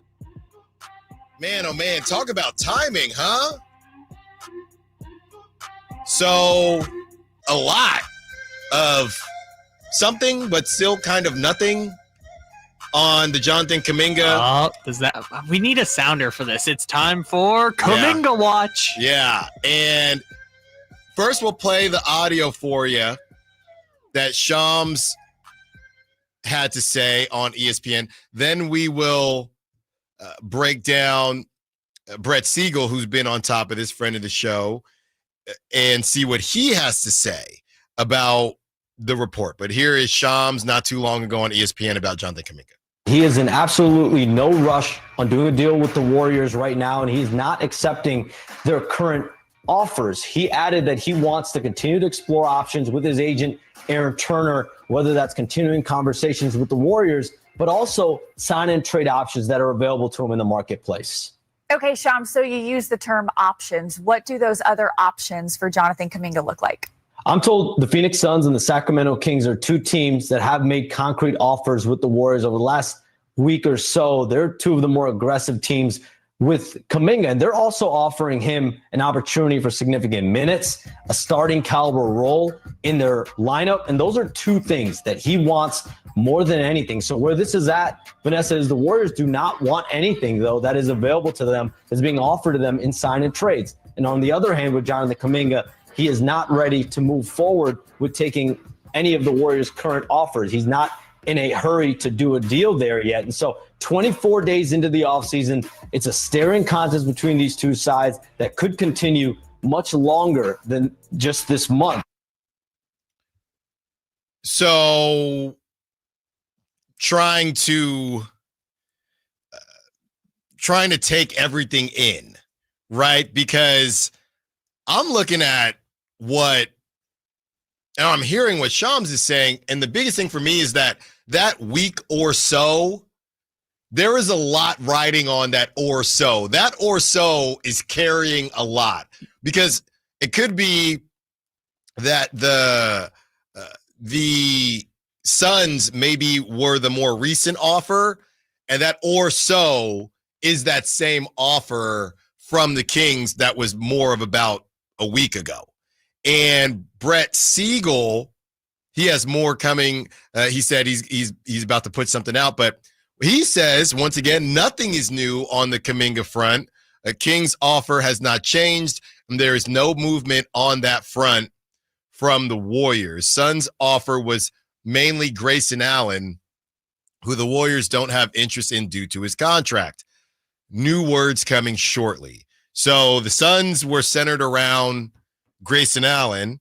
He made it sound like it was just Grayson Allen. I mean, that Grayson Allen in a second. So now we're talking about, and there's Grayson Allen. I don't know that there's a second or not compared to, we don't know if that or so is Shams throwing the Kings into that mix of what they had already offered the Kings, or if it's still just sitting there. If it's still just Devin Carter, Dario Saric in 2 seconds. If it's, hey, we didn't rescind any offer, it's sitting there if the Kings want it or not. So the offer was actually made, or maybe they've slightly changed it. Well, and the other tricky thing is that you have to match salaries now because they did the sign and trade with Schroeder. So right. I guess in this situation, it would be Malik Monk rerouted to another team, or DeMar DeRozan rerouted to another team, and you attach a draft pick to it or something. I don't know exactly how it'll all work, but they have to move either Monk or DeRozan somehow, along with Dario Saric and Devin Carter and whatever second-round picks were on the table. So guessing the Warriors just didn't want either Monk or DeRozan, and that's probably still the holdup. They haven't made another offer and probably won't until December. Or we don't know. I'm sending some texts out right now trying to get some information. And maybe the Warriors say uncle, right? We talked about this during the last Kaminga watch, which was how this is going to end is so confusing, right? Because the Warriors at some point got to get Melton and Horford into the locker room and know who's going to be on the team, right? So I guess that's the leverage Kaminga has at this point, is just dragging it out so long that the Warriors say we have to get our guys back into camp. Right. And then at that point is the issue or the question, I need 25 mil, right? I'll do the 3. And if I'm Kaminga, I would be careful too, because if you really want to get out of Golden State, you also need to do a deal that other teams think you're worth. If you strong-arm Golden State, which I don't think he could, but if you strong-armed Golden State into 27 mil or whatever, how do you know? I know it's only 3 years, but how do you know that other teams wouldn't say, well, I don't want to pay you that? Right. Well, right. I mean, take 22 and just get the heck out of there. Well, I mean, we don't know if that's on the table in Golden State right now. Yeah, maybe it's 17 and he thinks that's just not enough for me. I mean, I feel like if we're getting this far, the agent has to have talked to Scott Perry and whatever the guy is that was Matt Ishbia's old coach that's now running the Phoenix Suns, which, by the way, is never a great sign when those are the two franchises that are trying to get you. That's also a good point. It's not a great sign. It's not a great sign of how you are being looked at throughout the league. Yeah, when Ishbia's new GM that has literally no experience in a front office. He's just went to Michigan State. Yeah, he was his coach. He was Matt Ishbia's coach at Michigan State. That guy and the Sacramento Kings are the two teams that are trying to go for you. That's never a great sign of where your market's at. Yeah, you have to think deep down in the depths of whatever underground office they have out there at Chase Center. They have to be thinking, man, we kind of screwed this one up. We definitely screwed this one up. And they've continued to do this. Going back to the Chris Paul thing, when Chris Paul, you traded Jordan Poole for Chris Paul, and then you let Chris Paul, because Jordan Poole got punched, then you let Chris Paul walk for nothing. Right? And this is, I know you don't have the 4 championships if you're a Kings fan. I understand that. Because you didn't have Steph Curry. But these organizations, as much as people bag on it really comes down to, have your good decisions kind of covered your bad decisions, right? The Warriors, and it wasn't even Lake Up at the time, but the Warriors drafted Steph Curry. That has covered all of the bad decisions the Warriors have made, but they've made bad decisions. You just have to find a way to have your good decisions be strong enough to outweigh your bad decisions, because all these organizations make bad decisions. They've just made 1 or 2 really good decisions, which covers it up and allows you to power through. That's really what it comes down to. Well, and in the case of the Warriors, they got the gift of a lifetime, which was the ability to sign Kevin Durant as a free agent. They got to sign Kevin Durant. They got championships from Kevin Durant. Then Klay Thompson goes down. Kevin Durant leaves. You get the 2nd pick in the draft. You mess that up. Well, you essentially turned Durant into what? Wiggins and Kaminga? And D'Angelo Russell was there for a hot second. You get the 7th pick in the draft. You're currently screwing that up. And what was Moody 14, something like that? And Moody is on a 3-year deal. So these teams are not perfect. It's just they had no business winning in 2022. 0. They tried to run around with this 2 timeline thing, and they messed it up. And Steph Curry dragged them to a championship. Literally. So I know it's tough. If you're a Kings fan, if you're a Raiders fan, if you're a Niners fan, it's tough in a different way, even though you have obviously have had success. You just haven't won the big one. But all these organizations mess up. The Chiefs, they have looks like the worst practice facility. All the facilities, they get Fs on every single season. But they have Patrick Mahomes. So, all right, fine, we'll get over it. All these teams make mistakes. The issue with the Kings is that their hits have not been enough to not even outweigh their misses, but even offset their misses. But none of these teams are perfect. I know it kind of feels like the Thunder are perfect, but going back, it was a different Western Conference. Paul George, Russell Westbrook, it didn't really work, right? But it was just a different Western Conference, so you mess around in the playoffs, and then you don't really do anything else. But all these teams make mistakes. It's just, have you done enough, or do you hit enough so that your mistakes don't matter in the same way? We'll continue to break this down. We also have the kind of the takeaways from Scott Perry, who's on with the morning show. Allen Stiles, Saga Sports. Power Business Technology is proud to be a 100% independent, locally owned and managed Toshiba copier dealer. Local ownership cuts out the red tape, allowing ourselves to never be too busy to personally answer the call when our clients need us. Recognized for excellence in service execution, training, and customer service, we're proud to be named a Toshiba ProMasters Elite Dealer since 2021. Contact us today for all of your business printing needs at 844-POWER-BZ. That's 844-769-3729. Or visit us at powercopiers.com. Mike Rowe here with a quick question. Have you noticed cracks in your drywall, chimney, or exterior walls? I hope not, because if you have, they could be indications that you've got a much bigger problem with your foundation. That's where Groundworks comes in. They can honestly assess your situation and create a plan to stabilize your foundation. Schedule your free inspection at groundworks.com/row. And while you're there, check out my latest dirty job. It's a good one. Licensed in all states where work is performed. See website for details. A couple years ago, I was in the bathroom at the airport when I dropped my smartphone in the toilet. Not smart. I was multitasking when I should have been focused on the job at hand. Embarrassing, but I'm not alone. According to Google, 7 million other multitaskers accidentally dropped their phones into the bowl last year. A gentle reminder that right now you can get yourself a brand new Samsung Galaxy A36 absolutely free with a $35 plan from Pure Talk. The A36 comes with scratch-resistant Gorilla Glass and a battery that'll last all day, along with unlimited talk, text, and data on America's most dependable 5G network. In other words, it's tough and smart. Something to think about next time you're multitasking in the necessary. Just dial pound 250, say keyword Mike Rowe to get your free phone today. You can make the switch in just 10 minutes. That's pound 250. Say Mike Rowe to switch to a no-nonsense smartphone and a company that actually stands for something. Pure Talk. Hi, Zoe Saldana. Welcome to T-Mobile. Here's your new iPhone 16 Pro on us. Thanks. And here's my old phone to trade in. You don't need a trade-in. When you switch to T-Mobile, we'll give you a new iPhone 16 Pro. Plus, we'll help you pay off your old phone up to $800, and you still get to keep it. There's always a trade-in. Not right now at T-Mobile. I feel like I have to give you something in return for karma. That's okay. I don't really have much in my purse. Oh, let's see. Hand sanitizer. It's lavender. I'm good. Seriously. Let me check this pocket. Oh, mints? Really, I'm fine. Oh, I have raisins. I'm a mom. Wait 1 sec. I've got cupcakes in the car.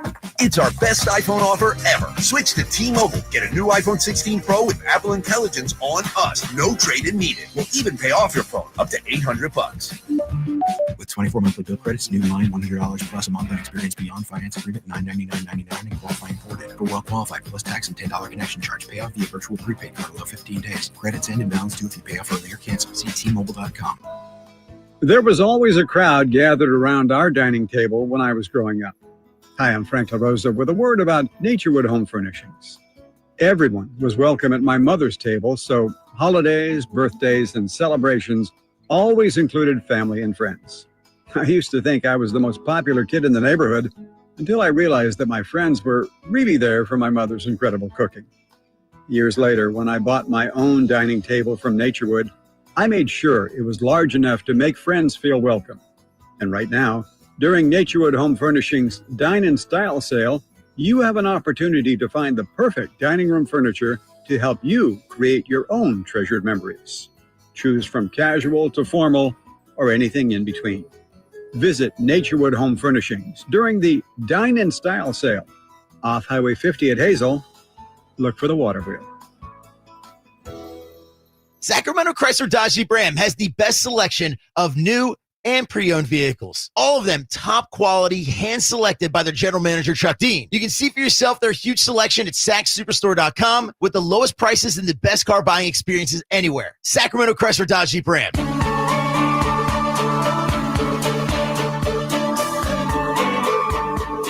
Allen Stiles, You can join the show by texting 916-339-1140. On Sacktown Sports.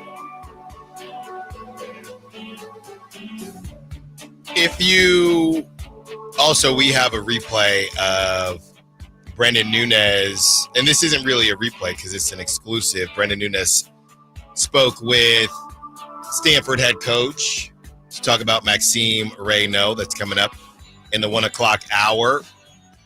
But if you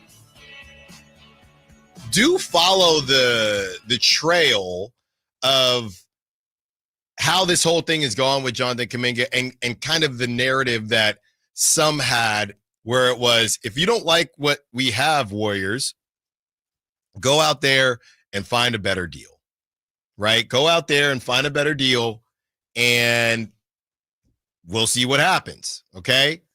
With that being said, the Warriors get another deal from the Suns featuring one Grayson Allen. So now you start thinking, whether you're on the side of the Warriors or not, hey, I don't know that you're going to get one.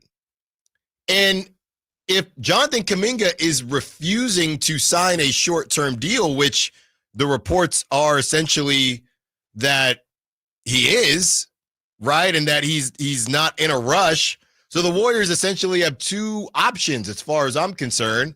They have to give Jonathan Kaminga what he wants in a short-term deal, or they have to trade him in a package that they don't really like. Am I missing something here? They would have to trade him for what they perceive to be 70 cents on the dollar. Right. I'm not saying that or they have to pay him more than they want. Yeah. Or they just say, hey, you have no leverage, take our deal and let's go home. What I don't understand, as far as the Warriors are concerned, are they worried that if they give him a certain amount of money, I guess the other thing is, what if he doesn't want to sign a short-term deal? I guess that could be an issue. But again, then Jonathan Kaminga, I don't think you want to sign the qualifying offer. So both sides have leverage. Both sides don't have leverage. Why would the Warriors be worried? The Warriors worrying, say that 3 times fast, about giving him whatever he wants, unless they think that it will be harder to trade for him at that dollar amount, right? Because if you're going shorter, you're not giving him 3 years, $90 million. You're not doing Jonathan Kaminga. We're not giving you that because that's just not what your value is. But if you give him $25 million a year, even if you don't want to pay that, based on the market, is the reason the Warriors maybe haven't offered him that, and we don't know that for sure. But that's kind of what we were talking about in the prior segment. If they're at $15 million or something like that, do they not want to even give him a short term at 3 years, $75 million, because they don't know if somebody else will pay Jonathan Kaminga 3 years, $75 million come December? Could that be part of it? Well, first of all, the Warriors was right on the table. Yeah, sitting right there for you. Right, I worked around it, but on purpose. Second of all, I would say if he's going to have to sign some contract before December, right? So I think the deal he signs, if it's for more than the qualifying offer or just a 1 year with a player option, if it's anything more than 2 years, I think he's going to get a market rate deal, like $25 million a year. And the Warriors are going to pay it, acknowledging he's not going to be on the team after the trade deadline, right? It just makes it easier to negotiate the sign and trade they already want to do. If it's a 1-and-1 or just a really short qualifying offer situation, I think to your point yesterday, the Warriors can do whatever they want because you're not part of our future anymore. You're going to leave. But I guess the only leverage they have is just to drag it out until you get closer to training camp and see if the Warriors do one of those two things you just mentioned. Kyle, and I know you already played. Can you replay what Sham said? Just let me know when that's ready. Well, I don't need the second half with the Kings Sun stuff, but just that first part where he talks about Jonathan Kaminga not being in a rush. He is in absolutely no rush on doing a deal with the Warriors right now, and he's not accepting their current offers. He added that he wants to continue to explore options with his agent, Aaron Turner, whether that's continuing conversations with the Warriors but also sign and trade options that are available to him in the marketplace.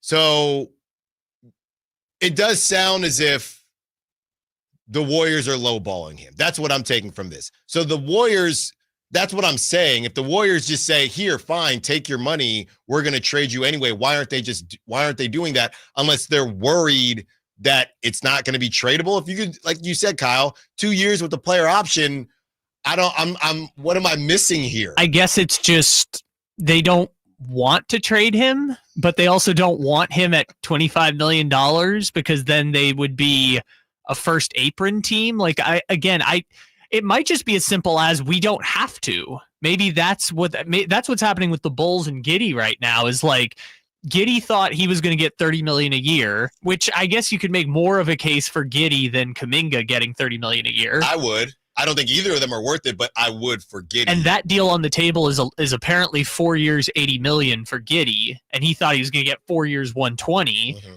And the Bulls are kind of looking at it like, okay, we don't have to give you that. And that's kind of the tough situation is like maybe they would be worth that if there was another team on the market. But what's tough even for the Suns, and we can throw the Kings in there too, but it's like this is like when an NFL player gets traded for a first round pick. It's like you're giving up the money and the potential of whatever your trading is. And so it's hard to justify both of those, right? Because if Phoenix isn't a good example. Let's use Sacramento. If Sacramento is giving him 3 years and $75 million and trading in a 3 or 4 team deal, Malik Monk and Devin Carter, I mean, you're giving up the potential of Devin Carter and the ability to add another player in addition to now your big four of Kaminga, Zach LaVine, Domantas Sabonis, and whatever Keegan is going to make on his next deal. Yeah, I think that there is a push-pull going on here. When you look at Kaminga, the Warriors are saying, look, we might be up against it, but we know you don't want to sign that qualifying, or at least we don't think you want to sign that qualifying offer. That puts us both in a tough spot because then we can try to trade you, but you can veto the trade, so you have a level of control, but also you're getting paid peanuts, relatively speaking, compared to what you want. So I don't think you're going to sign the qualifying offer. You can continue to search. So basically, and here's the other thing, they've searched and they've searched and they searched. So it's almost as if the agent right now is trying to do his homework to figure out what's a better sign and trade. So the agent, first it was just the Kings. So the agent called around, said, hey, what are we thinking here? Who's interested? The Suns said, yeah, sure, we'll bite. But this is what we talked about when Scott Perry first put it on the table and said, here is our deal. And if Scott Perry, he started the bidding low. So since the bidding is low, the Suns were going to come in there and say, here's Ryan Dunn and Grayson Allen. They're not going to do that. Nick Richards. Right. They're not going to do that. So there's right now with the Kings setting the market where it is, I don't know how the market changes for Jonathan Kaminga within the next couple months, weeks here before training camp. So the Warriors, here's the deal, leverage going back and forth. Neither of us want you to sign the qualifying offer for two different reasons. This is our offer. We're calling each other's bluff, but Jonathan, your agent is the one calling people, and think about it like this, Jonathan. This is what I would tell him. Do you think you're just worth Grayson Allen in a second? Do you? And I understand you can't go salary for salary right now because of some of the issues with the deal that he's on until he gets on that new short-term deal. Do you think you're worth Grayson Allen and whatever else the Suns were going to give us? Do you think you're worth Devin Carter, Dario Saric for 2 seconds? So why would we do that deal? Yeah, I guess the tough part is if you're looking at it from Kaminga's standpoint, you come back and say, I don't care what you're getting for me. Send me where I want to go so we can get this over with. But our friend Brett Siegel even reported in the scoops on Monday that the Warriors are kind of hoping the Bulls come to the table and offer Io DeSumo, because I guess that if push came to shove, they'd rather have Io DeSumo than Devin Carter and Dario Saric or Grayson Allen and Nick Richards from the Suns. So I don't know. Maybe this is a push and pull, because the Warriors have to have evaluated their options at this point, right? If this is going to drag out until media day and they're not going to be able to bring in Melton or Horford or anyone else, then, what are they really doing at this point? I guess that's the leverage from Kaminga's standpoint. We are going to get to the replay, but there's just new stuff coming out, and we have Kendrick Perkins kind of sharing his thoughts on how Kaminga might just stay put. So we're going to get to that, and we are going to play that replay in the 1:00 hour. We'll give you enough time to get ready for that from Maxime Reynaud's head coach. And also 1:00, switch on over right now if you want a chance to win those Lumineers tickets. Allen Stiles, Saga Sports. This is the story of the one. As a safety manager at a manufacturing plant, he does everything he can to keep his coworkers safe. From finding ways to reduce risks to keeping safety supplies in stock. And for that, he relies on Grainger. Grainger offers a broad range of quality products and next-day delivery, so he can always play it safe. Call 1-800-GRAINGER, click Grainger.com, or just stop by. Grainger, for the ones who get it done. I'm Ken Korak with your Green and Gold Report, brought to you by Comcast Business, powering possibilities. Well, by his standards, Lawrence Butler isn't having the kind of season he expected, but still, Lawrence is just 25, and he's only played the equivalent of 2.5 seasons in the minor leagues. And now he's on a pace to become the first athletic since Coco Crisp back in 2013 to go 20-20, 20 homers and 20 stolen bases. Comcast Business helps turn today's small businesses into engines of modern business. It's how restaurants become reliably up and running neighborhood favorites. It's how retailers become seamlessly restocking, cyber-securing must-visit shops. And it's how healthcare offices become data-managing caregivers that we all depend on. With reliable connectivity, enhanced cybersecurity, advanced fiber solutions, and Wi-Fi backup, Comcast Business is powering the engine of modern business. Get in on the action at Sky River Casino. With over 80 table games, the hottest slot machines, and a thrilling high-limit room, you'll enjoy a casino experience on a whole new level. Just minutes from Sacramento, right off Highway 99 in Elk Grove. Join in the fun. Sky's the limit at Sky River Casino. Visit skyriver.com today. Gambling problem? Call 1-800-GAMBLER.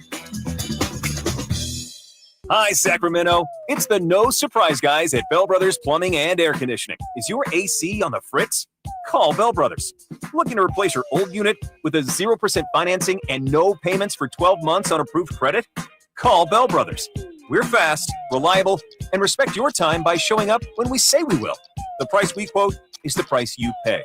We are the No Surprise Guys. Call today to get a free estimate on a new HVAC system, or simply schedule your $87 AC Precision tune-up to keep your system running smoothly. With more technicians, more trucks, and more experience, we get the job done right the first time. No surprises. Our technicians are all background checked, drug tested, and will leave the work area cleaner than they found it. Don't wait. Call Bell Brothers today or book online at nosurpriseguys.com. That's nosurpriseguys.com.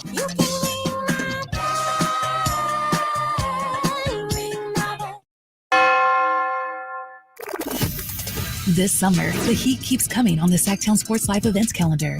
Kicking off when Third Eye Blind and Neon Trees light up the stage on July 25th at the venue at Thunder Valley. Then head up to the lake for not one, but 2 nights with Old Dominion, August 1st and 2nd at the Lake Tahoe Amphitheater at Caesars Republic.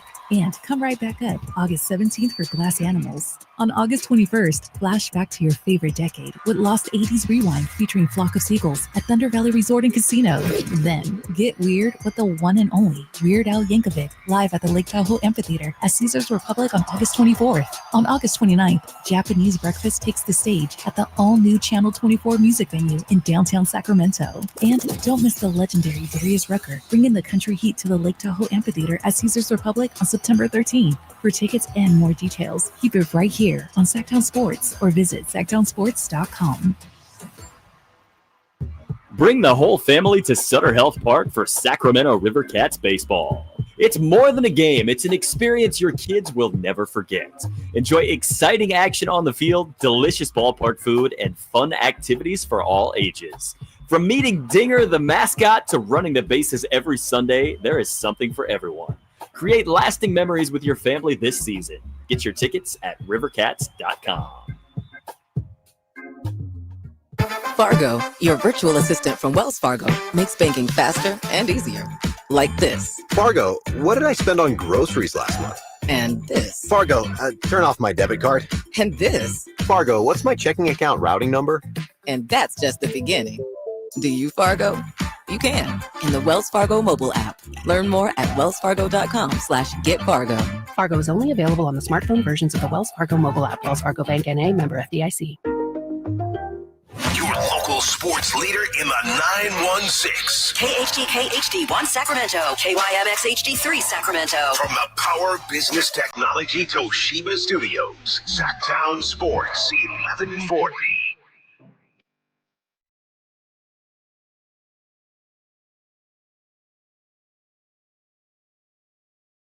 You're home for Kings Talk and so much more. Live and local. Allen Stiles on Sacktown Sports.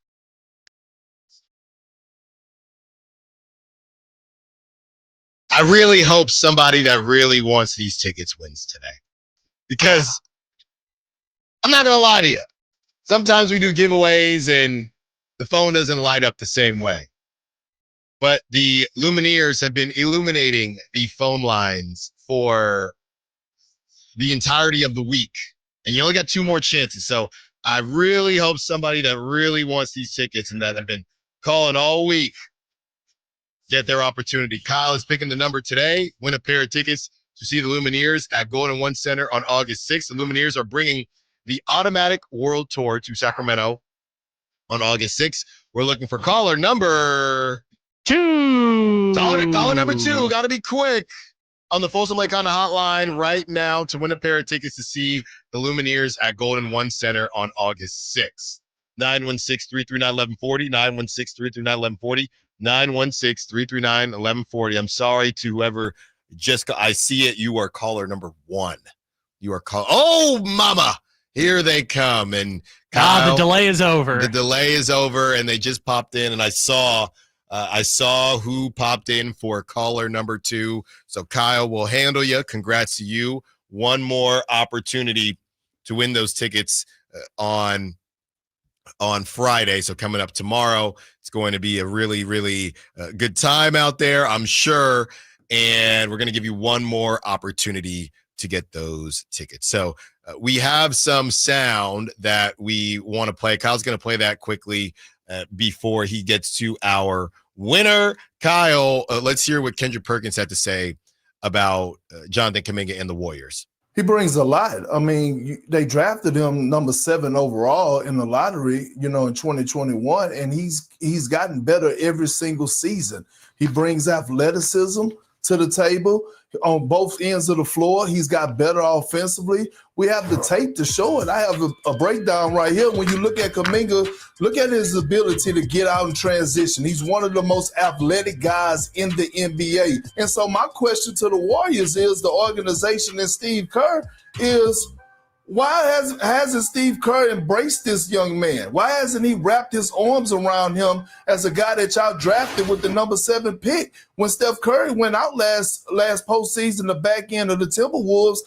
the playoff, the series, the games against the Timberwolves in the playoffs, he did his thing. So you're developing this young stud who, to me, has an all NBA type ceiling. What is the problem? Every coach that I've seen, all-time greats, have adjusted, whether that was Greg Popovich, whether that was, Rick Carlisle. They all made adjustments to this new era and these new guys in the NBA. That's what the Warriors need to do. They need to value this young man because he's elite. That was Kendrick Perkins on the Kaminga saga, and I do wonder if this thing is already too far gone, right? If the Warriors are sitting here thinking, hey, is there still a way for us to save this? Because it doesn't seem like there is. It does not seem like there is a way for them to save it, because I think it would have already been saved. Not to quote J. Cole, don't save him. He don't want to be saved. It feels like it's already too far gone. And if they were going to be able to save this, we would be hearing about it, and we're going to blink, and training camp's around the corner. If there was some, and look, money heals all, but if you give somebody elite money and you don't think that he's elite, or there just seems to be a disconnect, I don't think that's going to end well. So will the Warriors just say, fine, here's $25 million for 3 years, and we do think that we'll be able to find you a home in December or even after December, because we might need you.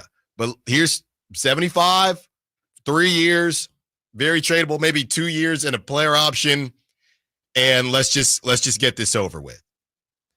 The Heat with Jimmy Butler, the Warriors, Jordan Poole, Jonathan Kaminga, these issues that they have had. Steph Curry has just covered all of it. Draymond Green writing checks that Steph Curry has had to cash. Steph has covered all of it. These are bad decisions. And I am on record saying, well, Bob Myers, I mean, he comes to the team and they already, he drafts Draymond, but Steph and Clay already there.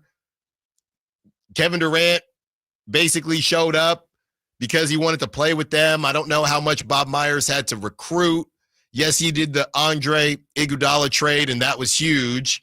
But I don't know, man. Bob Myers kind of fell into a good situation. Now I'm looking at Mike Dunleavy. I do wonder how Bob Myers would have handled this, because he got out of there. He did not want to deal with it. But now I wonder how Bob Myers would have handled this, because Mike Dunleavy Jr., not looking good, brother. Not looking great, especially when there is a disconnect, because Joe Lacob continues to say he thinks everybody's going to be an all-star. He thinks Brandon Bajemski's going to be an all-star. But Joe Lacob thinks that Jonathan Kaminga, I know for a fact Joe Lacob wants Jonathan Kaminga in the building. That is sourced. Joe Lacob wants Jonathan Kaminga in the building. At least when this whole thing started a month ago, whenever it is. So now Mike Dunleavy Jr. is, and maybe some of it is Mike Dunleavy Jr. is caught in the middle, right? Kaminga was already on this squad. Now Bob Myers just jokes about how bad they drafted. But Mike Dunleavy Jr. comes in. Your owner wants a player on the team. Your coach, your Hall of Fame coach, doesn't think that there's a fit. You have a roster where this guy's not going to get runway, but the owner thinks that he could eventually be a star. So what do you do? What do you do? That's where Mike Dunleavy Jr. is right now. What would you do if you were Mike Dunleavy Jr.? Because me personally, I would just, at this point, see if we can get there with $25 million. And if he's saying no to $25 million, then I just don't think we're operating in good faith. Well, then it's also less about the money. It's also about, I just don't want to go back to Golden State. I don't want to step foot. I don't want to step foot at Chase Center again. I do not want to do it. I don't care if you give me 25. And of course, the Warriors, I just don't think they're going to do 30. So at that point, if you're the Warriors, you say, okay, well, you could take, because even the qualifying offer, he would still be stepping foot there. But it's a matter of, you only have a certain amount of I think there comes a point where, you're not Jimmy Butler, right? You're not Kevin Durant. You're not Kyrie. We're getting offered Grayson Allen. Let's be a little self-aware. Kyle, you probably don't remember this show. It's before your time. America's Best Dance Crew. Okay, or maybe you were 4. I don't know. Is this just like America's Got Talent? But they were groups. It was on MTV. It was America's Best Dance Crew. So it's like American Idol, but with dance. Exactly. Okay. And I think I got it. Yes, it's very. This is what it was back in the day. Everyone just more shows and just keep trying out to do something, right? America's Next Top Model, America's Next Chef, America's Next Dancer. Exactly. Some of these I still watch. And you had a group from the Bay was it Super Soul? I think it was Super Soul or something like that. But their claim to fame was that they beat the team, and they beat the winners from the previous year. Those winners, the Jabberwockies, who went on to make a crazy career out of winning America's Best Dance Crew. And we have no clue if it's the same Jabberwockies in Vegas, if they're new Jabberwockies, because they have the masks on. So this team, they said, yeah, the real of it is we beat the Jabberwockies in a dance competition before. That sounds like a Star Wars character. Yes. Do you not know who the Jabberwockies are? No. Have no idea what you're talking about. Are you serious? Maybe if I look it up. You're not doing a thing, are you? Are you doing a bit, Kyle? Wow, that is not how I thought you spelled it. Don't tick me off, Kyle. These are the I've seen these people before. If you had told me their name, I would have had no idea, but I know what you're talking about. Oh my goodness. The people who do the like woo and like the music. This is crazy. Anyway, I don't want to get off track, but that's crazy. Anyway, I know what they are. I just didn't know what their name was. They said that they beat the Jabberwockies, so everybody was paying attention to them all season long. And at one point, they wore shirts that said, know your role, right? Know your role or know your rank. And at some point, Jonathan Kaminga needs to know his rank a bit. This is getting a bit rank, to be honest with you. And it's starting to stink a little bit because, as you laid out, the Kings are interested in you. No disrespect to Sacramento, but the Kings and the Suns, brother. That's it. Teams that could love to have a hyper-athletic second a second draft version of a hyper-athletic 22-year-old at 6'7", 6'8", with all the ceiling capability in the world, all the potential in the world, and you got two teams, brother. Two teams. So let's chill out a bit because you might be harming. Let's not get in the way of your future based on decisions you're making in your present. So that's what I would say if I were in Jonathan Kaminga's camp. I don't know how low the low ball offer is to Jonathan Kaminga, but it's getting to a point where you're not that guy. You're not, it's not that you're not that guy, but the guy you think you are, you're not at that level yet. You're not at, I control this thing. You're not, you can't be watching what Kevin Durant does. You can't be, it's like when you have a kiddo, right? It's like when you have a kiddo and you see, hey buddy, you just watched Mike Trout or Bryce Harper, send a ball into the stands and they hit it 500 feet. Hey, I know that he swung out of his shoes there, but you're not there yet. We need to work on staying inside the baseball, making consistent contact, right? You're not there yet. You have some potential, you have some talent, but you're not there yet. Jonathan Kaminga, you're not there yet. You have a little bit of leverage because the Warriors tricked off their situation, but you're not there yet. See, that's the tough part, though, because you have as much leverage as you can get, right? He wouldn't be the first restricted free agent to get his way out of somewhere, right? And honestly, the sign and trade thing works in his favor in the sense of there's not a traditional, like, oh, someone's offering a deal and the Warriors just match it, right? With it was DeAndre Ayton. DeAndre Ayton tried very desperately to get away from Monty Williams, signed an offer sheet with the Pacers. That was for a lot of money, and the Suns said, okay, match. And then he had to go back and play another year with Monty Williams before they completely blew up that entire team and decided we don't want either of you back. Right. So in that sense, it works for Kaminga. It just doesn't work because he doesn't have the leverage to push the Warriors into making a deal they don't want to do, which De'Aaron Fox kind of had that leverage. I mean, the Kings could have told him no and just kept him under contract. But if De'Aaron Fox barely has that leverage, what is Jonathan Kaminga going to leverage against the Warriors to get it done other than the threat of this dragging out into training camp and they can't bring in any other pieces like D'Anthony Melton or Al Horford, or as our friend Anthony Slater said today on ESPN, Seth Curry, and reuniting the brothers together in Golden State. Yeah. They can't do that until they resolve the Kaminga situation. Yeah, I am a bit surprised, going back to what Big Perk said. I am a bit surprised that,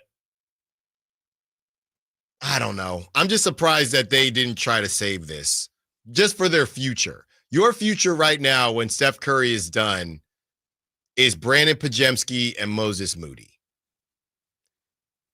I honestly think their future, though, is players who aren't on the team right now. Stink. Yeah, they're going to stink, and then we'll get actual players. What is the Warriors' pick situation? I'm just looking at it real quick. So they have their first next year, their first in 28, their first in 29, don't have their first in 2030, and then they have. So the only ones they don't have are the 20.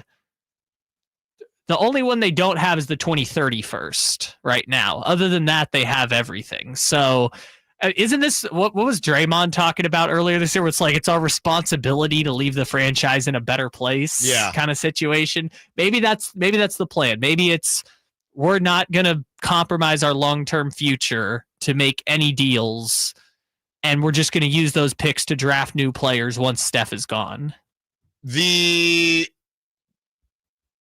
Who is this? The 916 says no one knows who the Jabberwockies are. No idea here from Scott. So is this another millennial thing? Is this just because I was joking with Chris Verlad? He asked me about an artist named Yellow Wolf, and I expect more people to know who the Jabberwockies are than Yellow Wolf. 916-339-1140. Do you know who the Jabberwockies are? Oh, this is even more disappointing for me because the Jabberwockies are from my motherland. Do you know who the Jabberwockies are? Okay? Because Kyle doesn't know and Scott doesn't know. Kyle is young. I don't know how old Scott is. I am in the middle. Okay? Closer to one end than the other, depending on who you ask. And now I'm curious if the Jabberwockies, who, yes, they won the dance show back in, I don't know, 2000. I was in high school, so it was 07, 08. 08, according to Wikipedia. 08. They were the first. When it always happens when you win the first season, right? Kelly Clarkson, they won. Then after that, they kind of blew up. They were in music videos for years and years and years. And then they made their way, and now they have a show in Vegas. That's who they are. And when my sister had her quinceañera, we did a secret dance where we all wore Jabberwocky masks and didn't look like them, but tried to. Again, Jabberwocky still sounds like a Star Wars character. Crazy. Now Kyle's getting roasted again from the 209. 916 says they're 43 years old. And they know who the Jabberwockies are. Yeah, maybe it's the Gen Zers, like when they show the NFL players to the rookies and they don't know who they are. That's always very sad. Did you see the other one that just came out? Which one? The Little League World Series is coming up again. The kids don't know who Tim Lincecum is. I saw that, and I refused to watch it. I saw the clip. They all didn't know. I'm not watching. They called him Madison Bumgarner. I'm not watching. Some of the kids didn't even know Madison Bumgarner. That would just tick me off. So I'm not watching. I don't think I've thought about these guys in like 8 years. Like I. You know what, Kyle? You're just from a different time. Yes, You're just from a different time. But that's fine.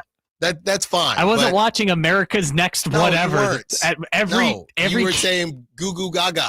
I need Baba. Yeah, I wasn't watching America's Next Tattoo Artist on Spike TV. Yeah, and I was watching that too. And I know you Googled that because there's no way you would have known about that show. Ink Master? I love a good Ink Master. I need goo goo gaga. I need Baba.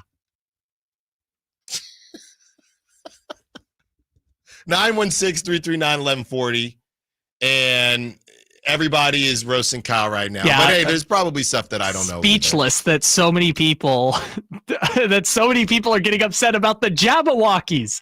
That's where people draw the line. Chris Verlad just texted me, said his cousin went to school with one of the Jabberwockies. Everybody knows the Jabberwockies, man.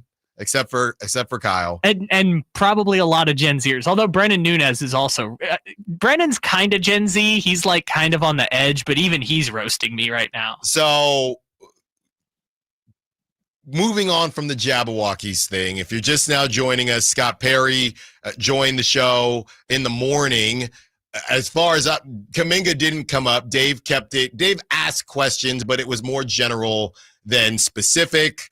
And a little bit later on in the day, Shams came out and said that concrete deals have been offered for Jonathan Kaminga from the Kings and from the Suns. Now, he says in the last week or so, reading between the lines and seeing what Brett Siegel and others had to say, we're not sure that Sacramento offered something new.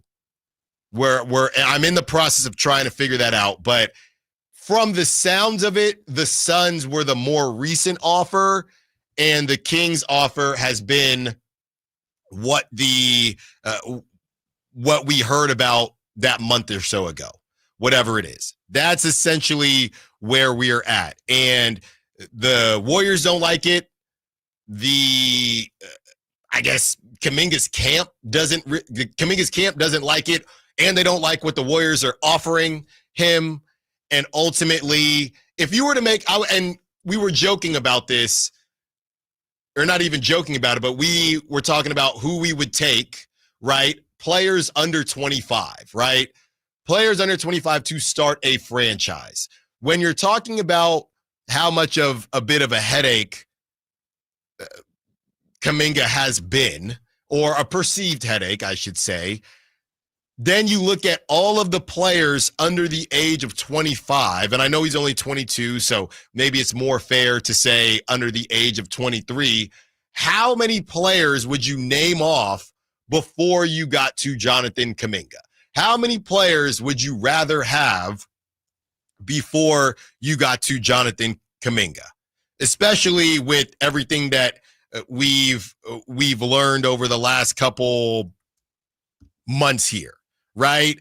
The ones that you're not really counting: Anthony Edwards, 23, Paolo, 22, Cade, 23, LaMelo, 23, Franz, 23. But then when you move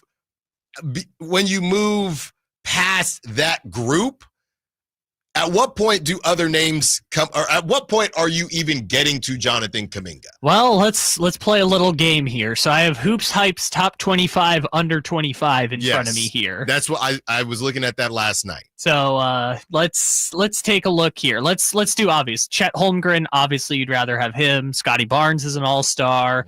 Jalen Green. That's a good one. Okay. Jalen Green seems, again, and how old is Jalen Green? 23. He seems a lot, maybe because he has a kid. I think Jonathan Kaminga might as well. But he just seems older. Because he's been around for so long. Yeah, he just seems old because he's been actually playing. Yeah. This is what happens when you get legit playing time. Because if Jalen Green seems more, I don't want to say more mature, but that's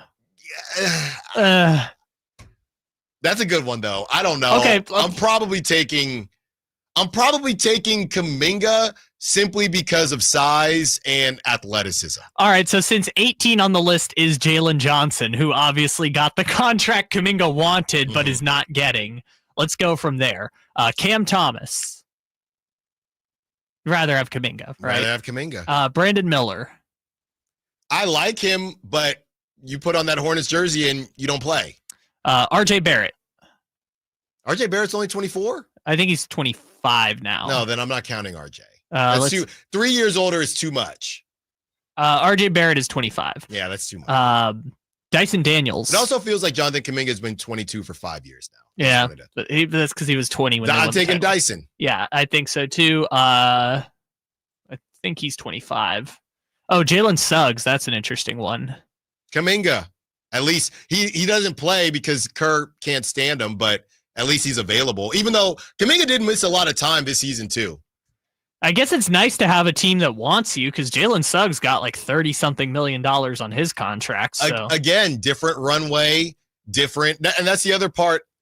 I think Kaminga's camp just feels as if you guys drafted me. All these other guys have gotten more opportunity, and they're also being paid for what they're going to do in the future. So you don't want to pay me, even though I've kind of been hindered. You drafted somebody that needed. It's the Trey Lance thing, and I'm not calling Kaminga Trey Lance, but you drafted somebody that needed time, knowing that you couldn't give him time.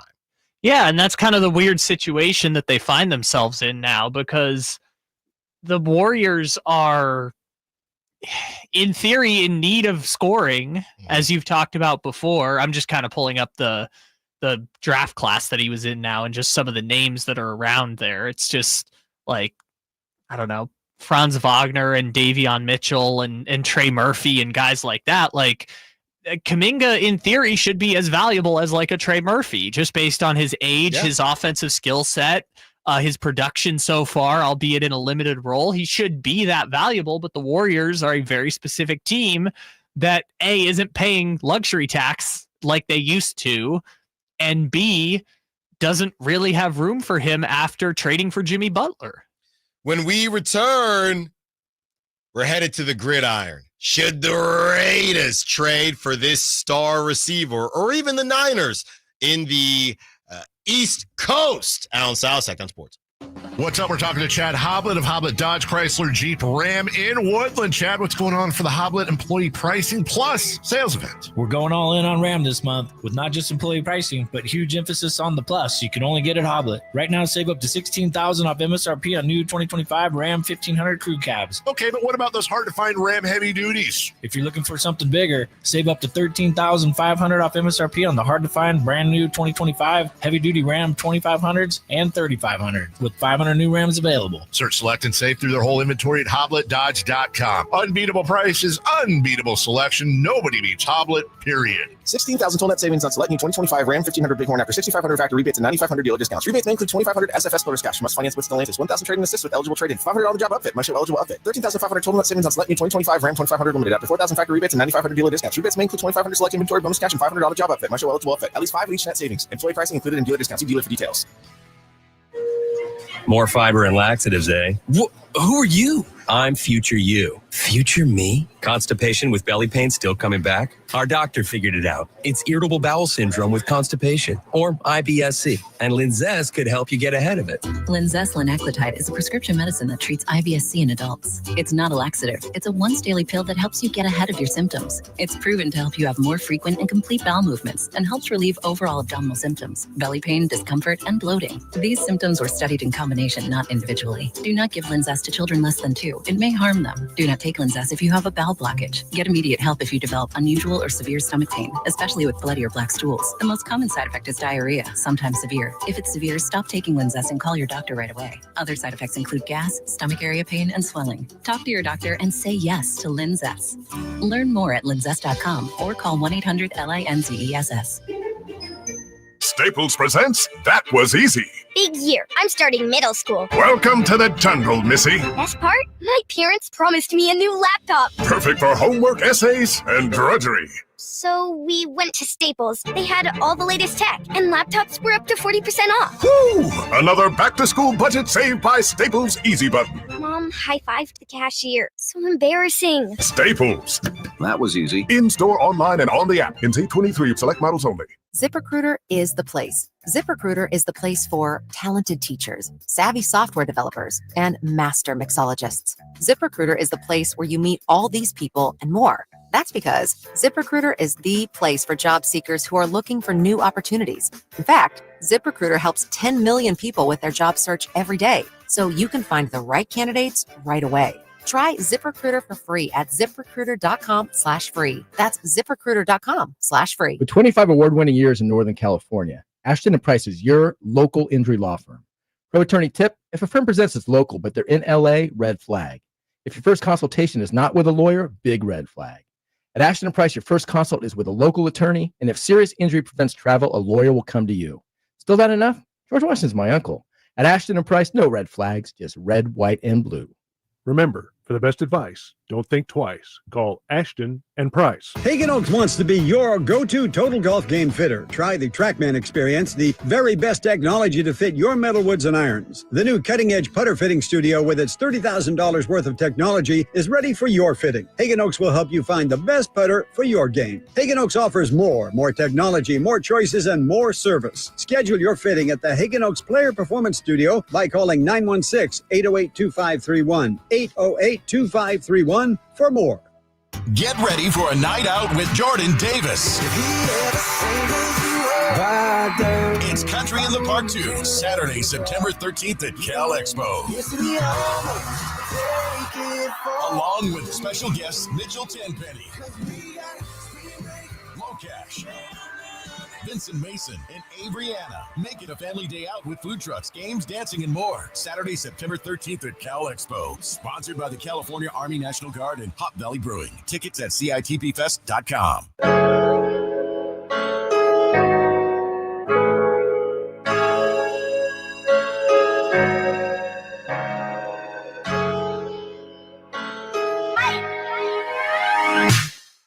Allen Stiles. Watch the show on youtube.com/Sacktown Sports 1140. Or listen on the Sacktown Sports app. 30 more minutes with you. A lot of Kaminga talk. Someone says, why do you think the Warriors aren't interested in Monk? I don't personally know that they're not interested in Monk. Malik Monk hasn't really come up in the Warriors talk. We know of one actual offer. In the whole situation where the Warriors can only take back half, but there's other ways that they can kind of maneuver around it.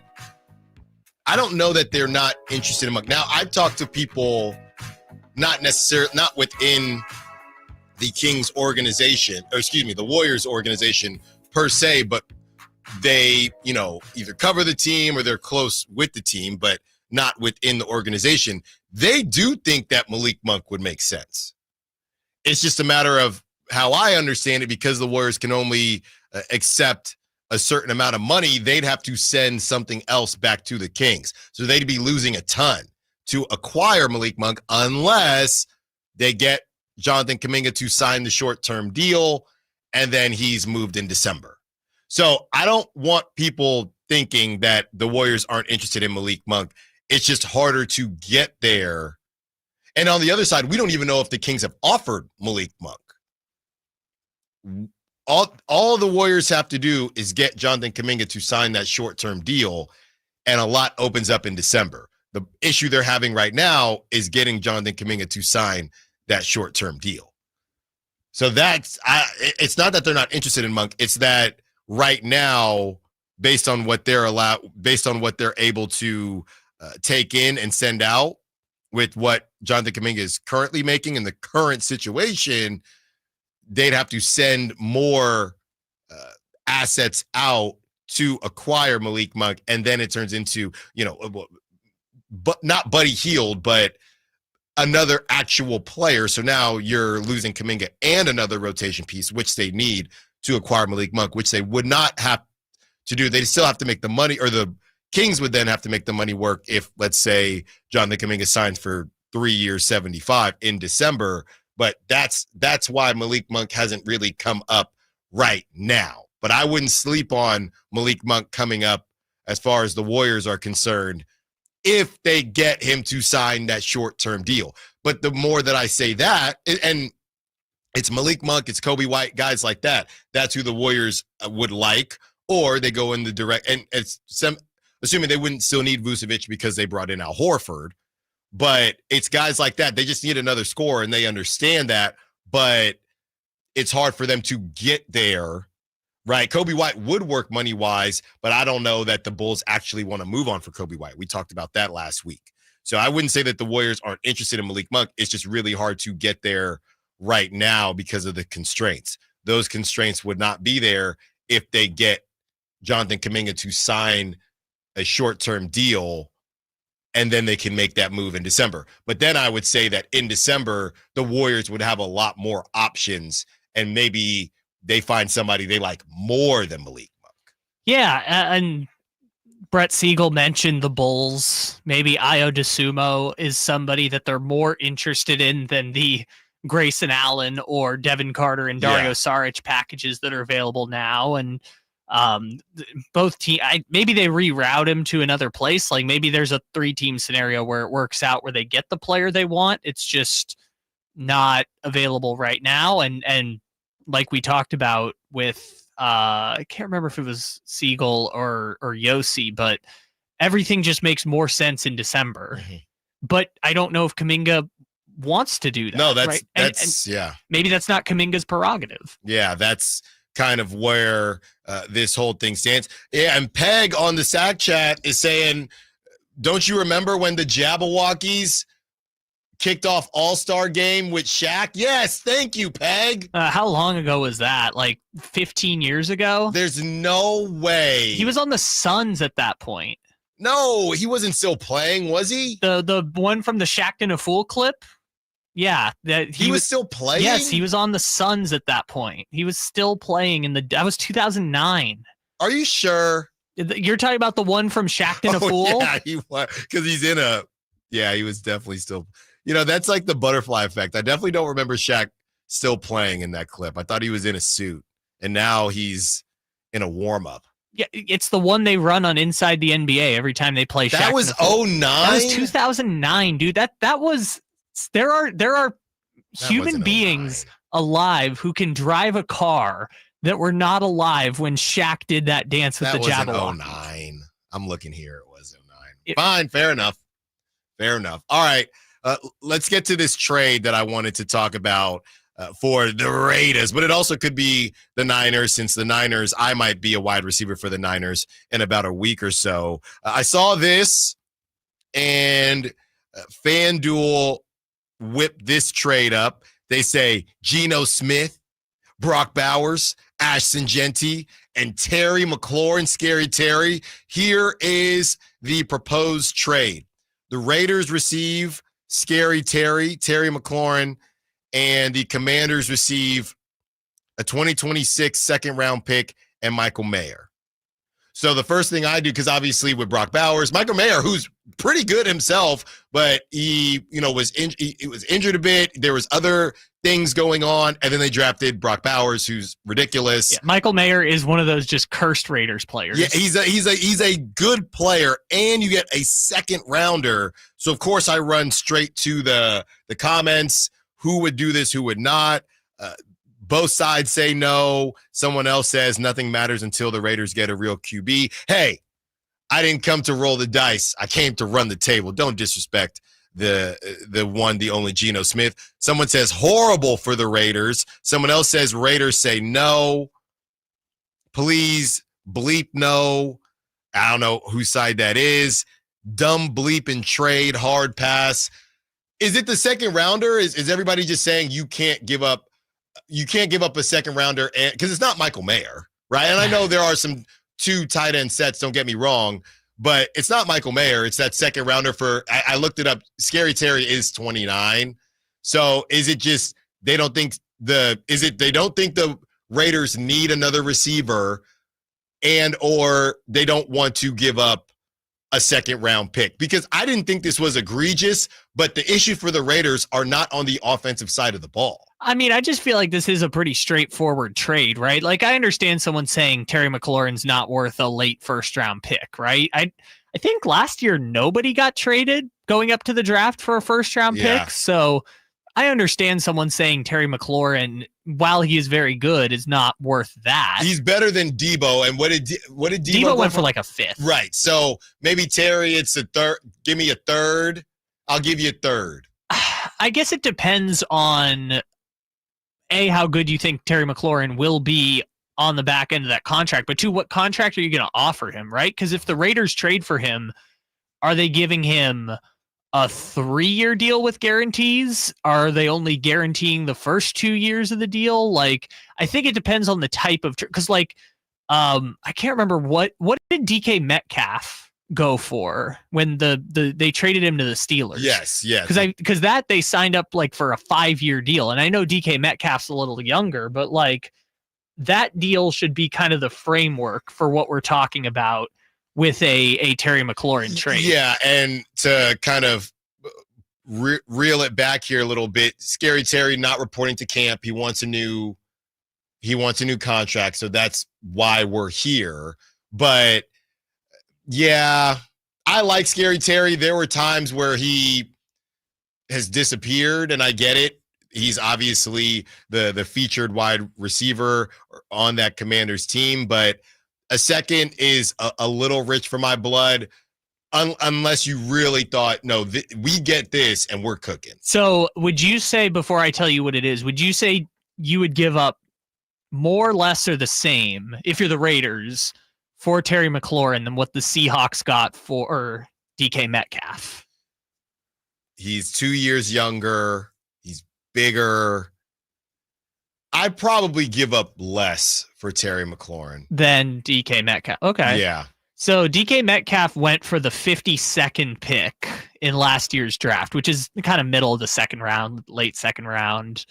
The Seahawks also moved down like 20 spots in the 6th round or something, but for the most part, they gave up a late second rounder for DK Metcalf and gave him a 5-year extension, right? So I don't know if the Raiders are looking at this like, we want McLaurin for the next 4 years and therefore are willing to pay a premium to lock him in as our wide receiver one. Because they just did this with Devontae Adams. Remember, they gave up a 1st and a 2nd, I think, for him. Now, it wouldn't be that expensive, but it would be basically the same thought process as trading for Devontae Adams. Yeah, that's probably a little much. Or, I mean, is it a 2nd and you keep Michael Mayer just because, right? I would do it with the 3rd rounder.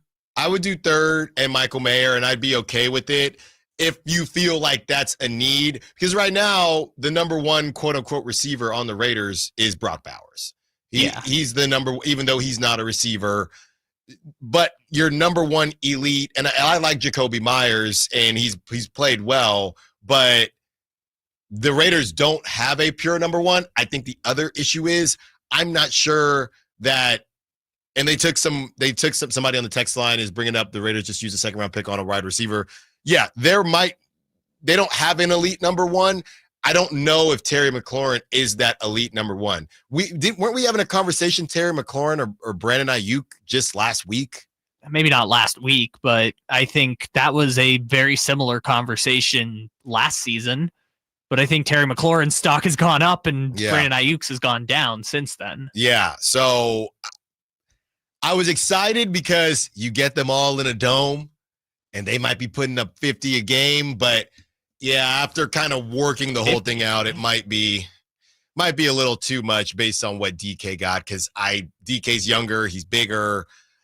I don't know that he's more consistent, but I kind of just trust that investment more. So, all right, make it a 3rd and let's get it done. Or how about this? Get somebody to play defense besides Max Crosby. You could also do that, Raiders. If you're the Niners, I just think things are such a mess right now. Maybe you end up stinking and you just get another high draft pick. If I'm the Niners, I wouldn't be in this business. I would think about it, though. It really depends if you're trying to go for it or not. At 10.5 wins, no less. Let's not forget that. We're going to close out the show. A couple more storylines, and we hear what John Lynch has to say on Brandon Ayuk and Jawan Jennings. Allen Stiles, Sacktown Sports. Sacktown Sports injury update brought to you by DTLA Law Group. Gunnar Hoagland out with that right hip impingement, underwent successful surgery for that repair and is expected to miss the remainder of the 2025 season. Grant Holman, whose expected return is TBD, felt discomfort in his right shoulder, and the MRI revealed tendonitis in his rotator cuff. That was your Sacktown Sports injury update, brought to you by DTLA Law Group. It's Allen Stiles here. You injured at work? Call downtown. DTLA Law Group, California's leading injury law firm. With over 40 lawyers throughout California, they have won over $500 million in settlements. DTLA Law Group will get you compensation for your work injury. You don't pay unless they win. That's right. You pay zero up front. Call downtown. Text injury help to 40222. That's injury help to 40222. Visit them at calldowntown.com. I'm still going for it, even with higher stroke risk from atrial fibrillation, an irregular heartbeat not caused by a heart valve problem. Over a 3-year study, Eliquis apixaban tablets reduced stroke risk better than warfarin, and over 97% of Eliquis patients did not experience a stroke. A first stroke occurred in 2.9% of warfarin patients versus 2.3% of Eliquis patients.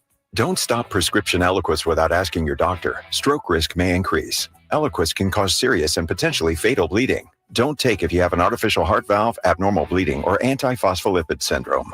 While taking, you may bruise more easily or bleed longer. A spinal injection increases blood clot risk, which may cause paralysis. Get medical help right away for unexpected bleeding or bruising, or back pain, tingling, numbness, muscle weakness, or incontinence. Aspirin products, NSAIDs, SSRIs, SNRIs, and blood thinners increase bleeding risk. Tell your doctor about planned medical or dental procedures.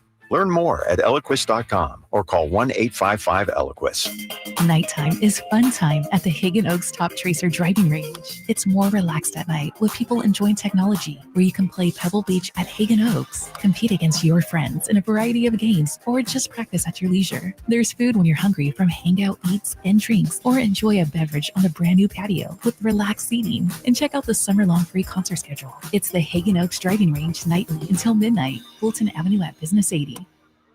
Carmichael Dave here for my friends at American Energy Heating and Air. Yes, I always tell you they are a family-owned operation, been in business since 81, A+ Better Business Bureau, but it is hot. We are in those Sacramento hot months. I want to focus on them being your second opinion partner. What does that mean? Maybe you've got somebody you're working with or you've worked with in the past in the HVAC world. Guess what? They want to give you a second opinion. How much does it cost? Nothing.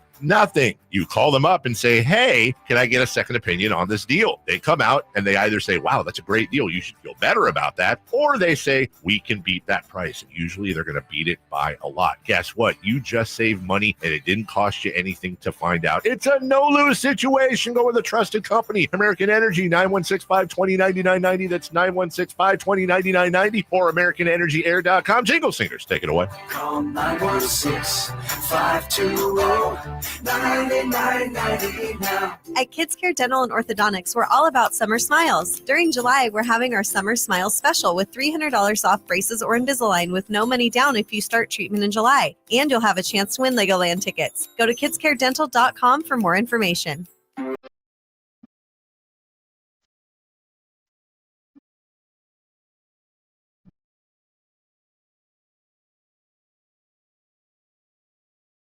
Allen Stiles Enjoying the show by texting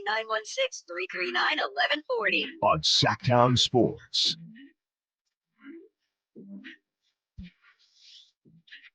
Oh man, we got to get we're holding on here, but we're gonna have a really fun Install Out of Style tomorrow with some movies that are coming out. Air Bud is returning in 2026. Kyle just said, didn't the kids have superpowers, brother? Not the Air Bud I watched. So there's that. Happy Gilmore 2, I think, came out today. It's either today or tomorrow. So, I think it's tomorrow. Yeah. And they've been promoting the heck out of that. I saw they're actually selling Happy Gilmore hockey stick putters. So that's a real thing. I feel like I'm getting an email from Netflix every day about Happy Gilmore. We're going to have some fun with that. Here you go.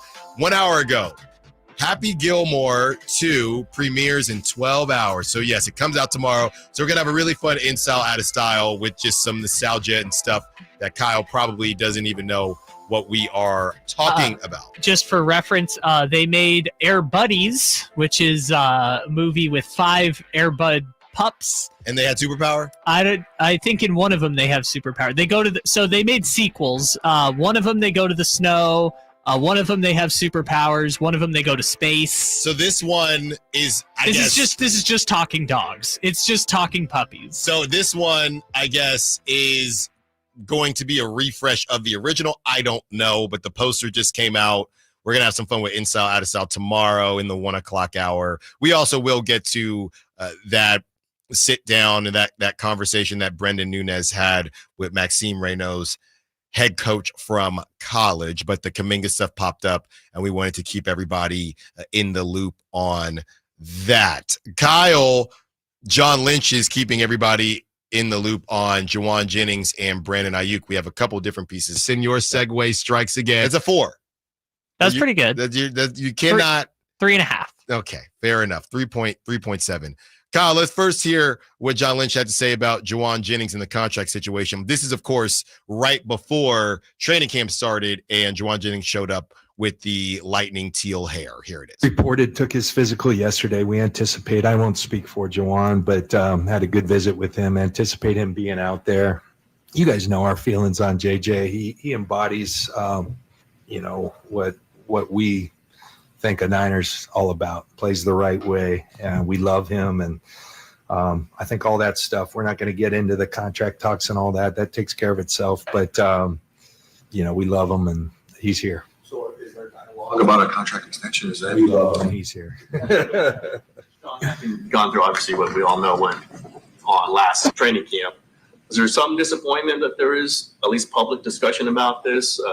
Is there some ultra motivation to make sure it doesn't happen like it happened last year? No, it's kind of a sign of the times. It's just, it happens. And I think every team has this. We're probably hyper focused on our team. And, like I said, I told you what we feel about Juwan. He's an integral part of this team and a guy we'd like to have around here for a long time. A lot of people are saying this is the right way to do it. This is the right way to do things. If you're Juwan, hey, this is what I want, but I'm not going to be a distraction. I'm trusting you to meet me in the middle somewhere and we can get this thing done. But again, I want to show you that I want to be a part of this organization. I'm not going to hold out. I'm not going to sit on the sidelines. I want to continue to be ready for the season, but I do need to be paid properly though. I do need to be paid properly. Speaking of being paid properly, you have Brandon Ayuk, who people think might be paid a little too properly. And this is what John Lynch had to say about Brandon Ayuk and his timeline. With respect to BA, he did a lot to his knee, and I would tell you that he's in really good place considering all that. Now, what does that mean in terms of a timeline and all that? We're continuing to assess and get information. He did a lot of his rehab away from here. And so, I think when you get these guys back, there's all kinds of objective measurements that you want to do. And so he'll be working on his rehab and with our guys. And I think we're encouraged on where he's at, but not anywhere close to having a set in stone timeline. That is something else, man. More concerning than you were expecting? You hear you hear ACL, right? And as soon as you hear ACL, I know me personally, you kind of ignore everything else, right? Everything else that happened within the knee. ACL, MCL, PCL, and LCL. Right. He also tore this and that, and you don't really pay attention because you just think, okay, ACL, these guys are the, kind of ultra humans. They'll be fine. Yeah, 7 months. Exactly. And then we'll see him again. Because sometimes that is the case. What we're starting to learn is that all ACL tears and all ACL situations are not created equal. And it seems like Brandon Ayuk, when we stopped, I'm not going to say we, but when I stopped reading, when I just see, okay, ACL tear, he'll be good to go when he's good to go. No, it's a lot deeper. It's a lot deeper than that. And this is not good. This is not good. I'll tell you this much. When it comes to the Niners, they might be the most polarizing storyline in the NFL. The Vegas over-under is 10.5. That's really respectable. You can fire up. You can go Google right now, Niners. You will and look at 10 articles. I guarantee you somewhere between 7-3, 6-4, or 5-5 will say the Niners are going to stink and going to rebuild. And then the other side of that is going to say the Niners are going to keep rocking and rolling. They have no wide receiver. They have no legitimate wide receiver room. Debo is out in Washington. Brandon Ayuk has no timeline. Juwan Jennings is at least on the field for now. And Juwan Jennings is somebody's number 2, right? So the scary Terry stuff and whether or not they should go after Terry McLaurin, I think they could use another wide receiver. And now Jacob Cowing, you have Jacob Cowing who messed up his hamstring, and Ricky Pearsall was on the PUP list, who, by the way, Ricky Pearsall popped up. I was in a TikTok black hole last night, and he popped up as the kind of shady receiver to take in fantasy, just to let people know. I will not be doing that. I'm just saying that's where he popped up. But if you're the Niners, you need a receiver. But how much of this season, as much as we talk about the Kings and just saying uncle, how much of this, if you're the Niners, are saying, I'm definitely not giving up anybody's second-round pick for Terry McLaurin. Maybe I throw out a feeler and say, I'll give you a 4th just because we don't want to waste another season. I wouldn't say they wasted a season of Brock Purdy last year because there were injuries and it is what it is. But you had so many injuries last season when Brock was still on his rookie deal that you weren't able to kind of take advantage of it. If you want to say, hey, here's a fourth rounder, just like the Kings and the Warriors, you go find a better offer. God bless you. But we're at least somewhat interested. I don't know what anybody's timeline is right now. They just extended George Kittle. So I think that Scary Terry would essentially fit it. But if you're the Niners, I think you're close, but in a weird way also too far to sell the farm too much for a Scary Terry.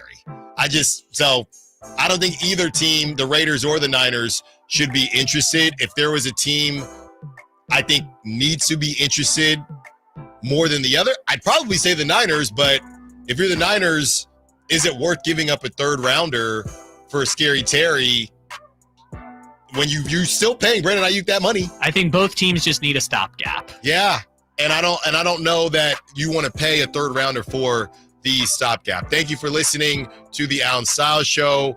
Thank you to the callers, texters, Sack chatters. Thank you to Kyle. Great job as always. You have the Drive Guys coming up next on this beautiful Thursday. Whitey Gleason, Kyle Draper, Jay Johnson, the High Flyer in for Whitey Gleason. And until tomorrow, secure the bag like the beat. So this team, they said, yeah, the real of it is we beat the Jabberwockies in a dance competition before. That sounds like a Star Wars character. Yes. Do you not know who the Jabberwockies are? No. I have no idea what you're talking about. Are you serious? Maybe if I look it up. You're not doing a thing, are you? Are you doing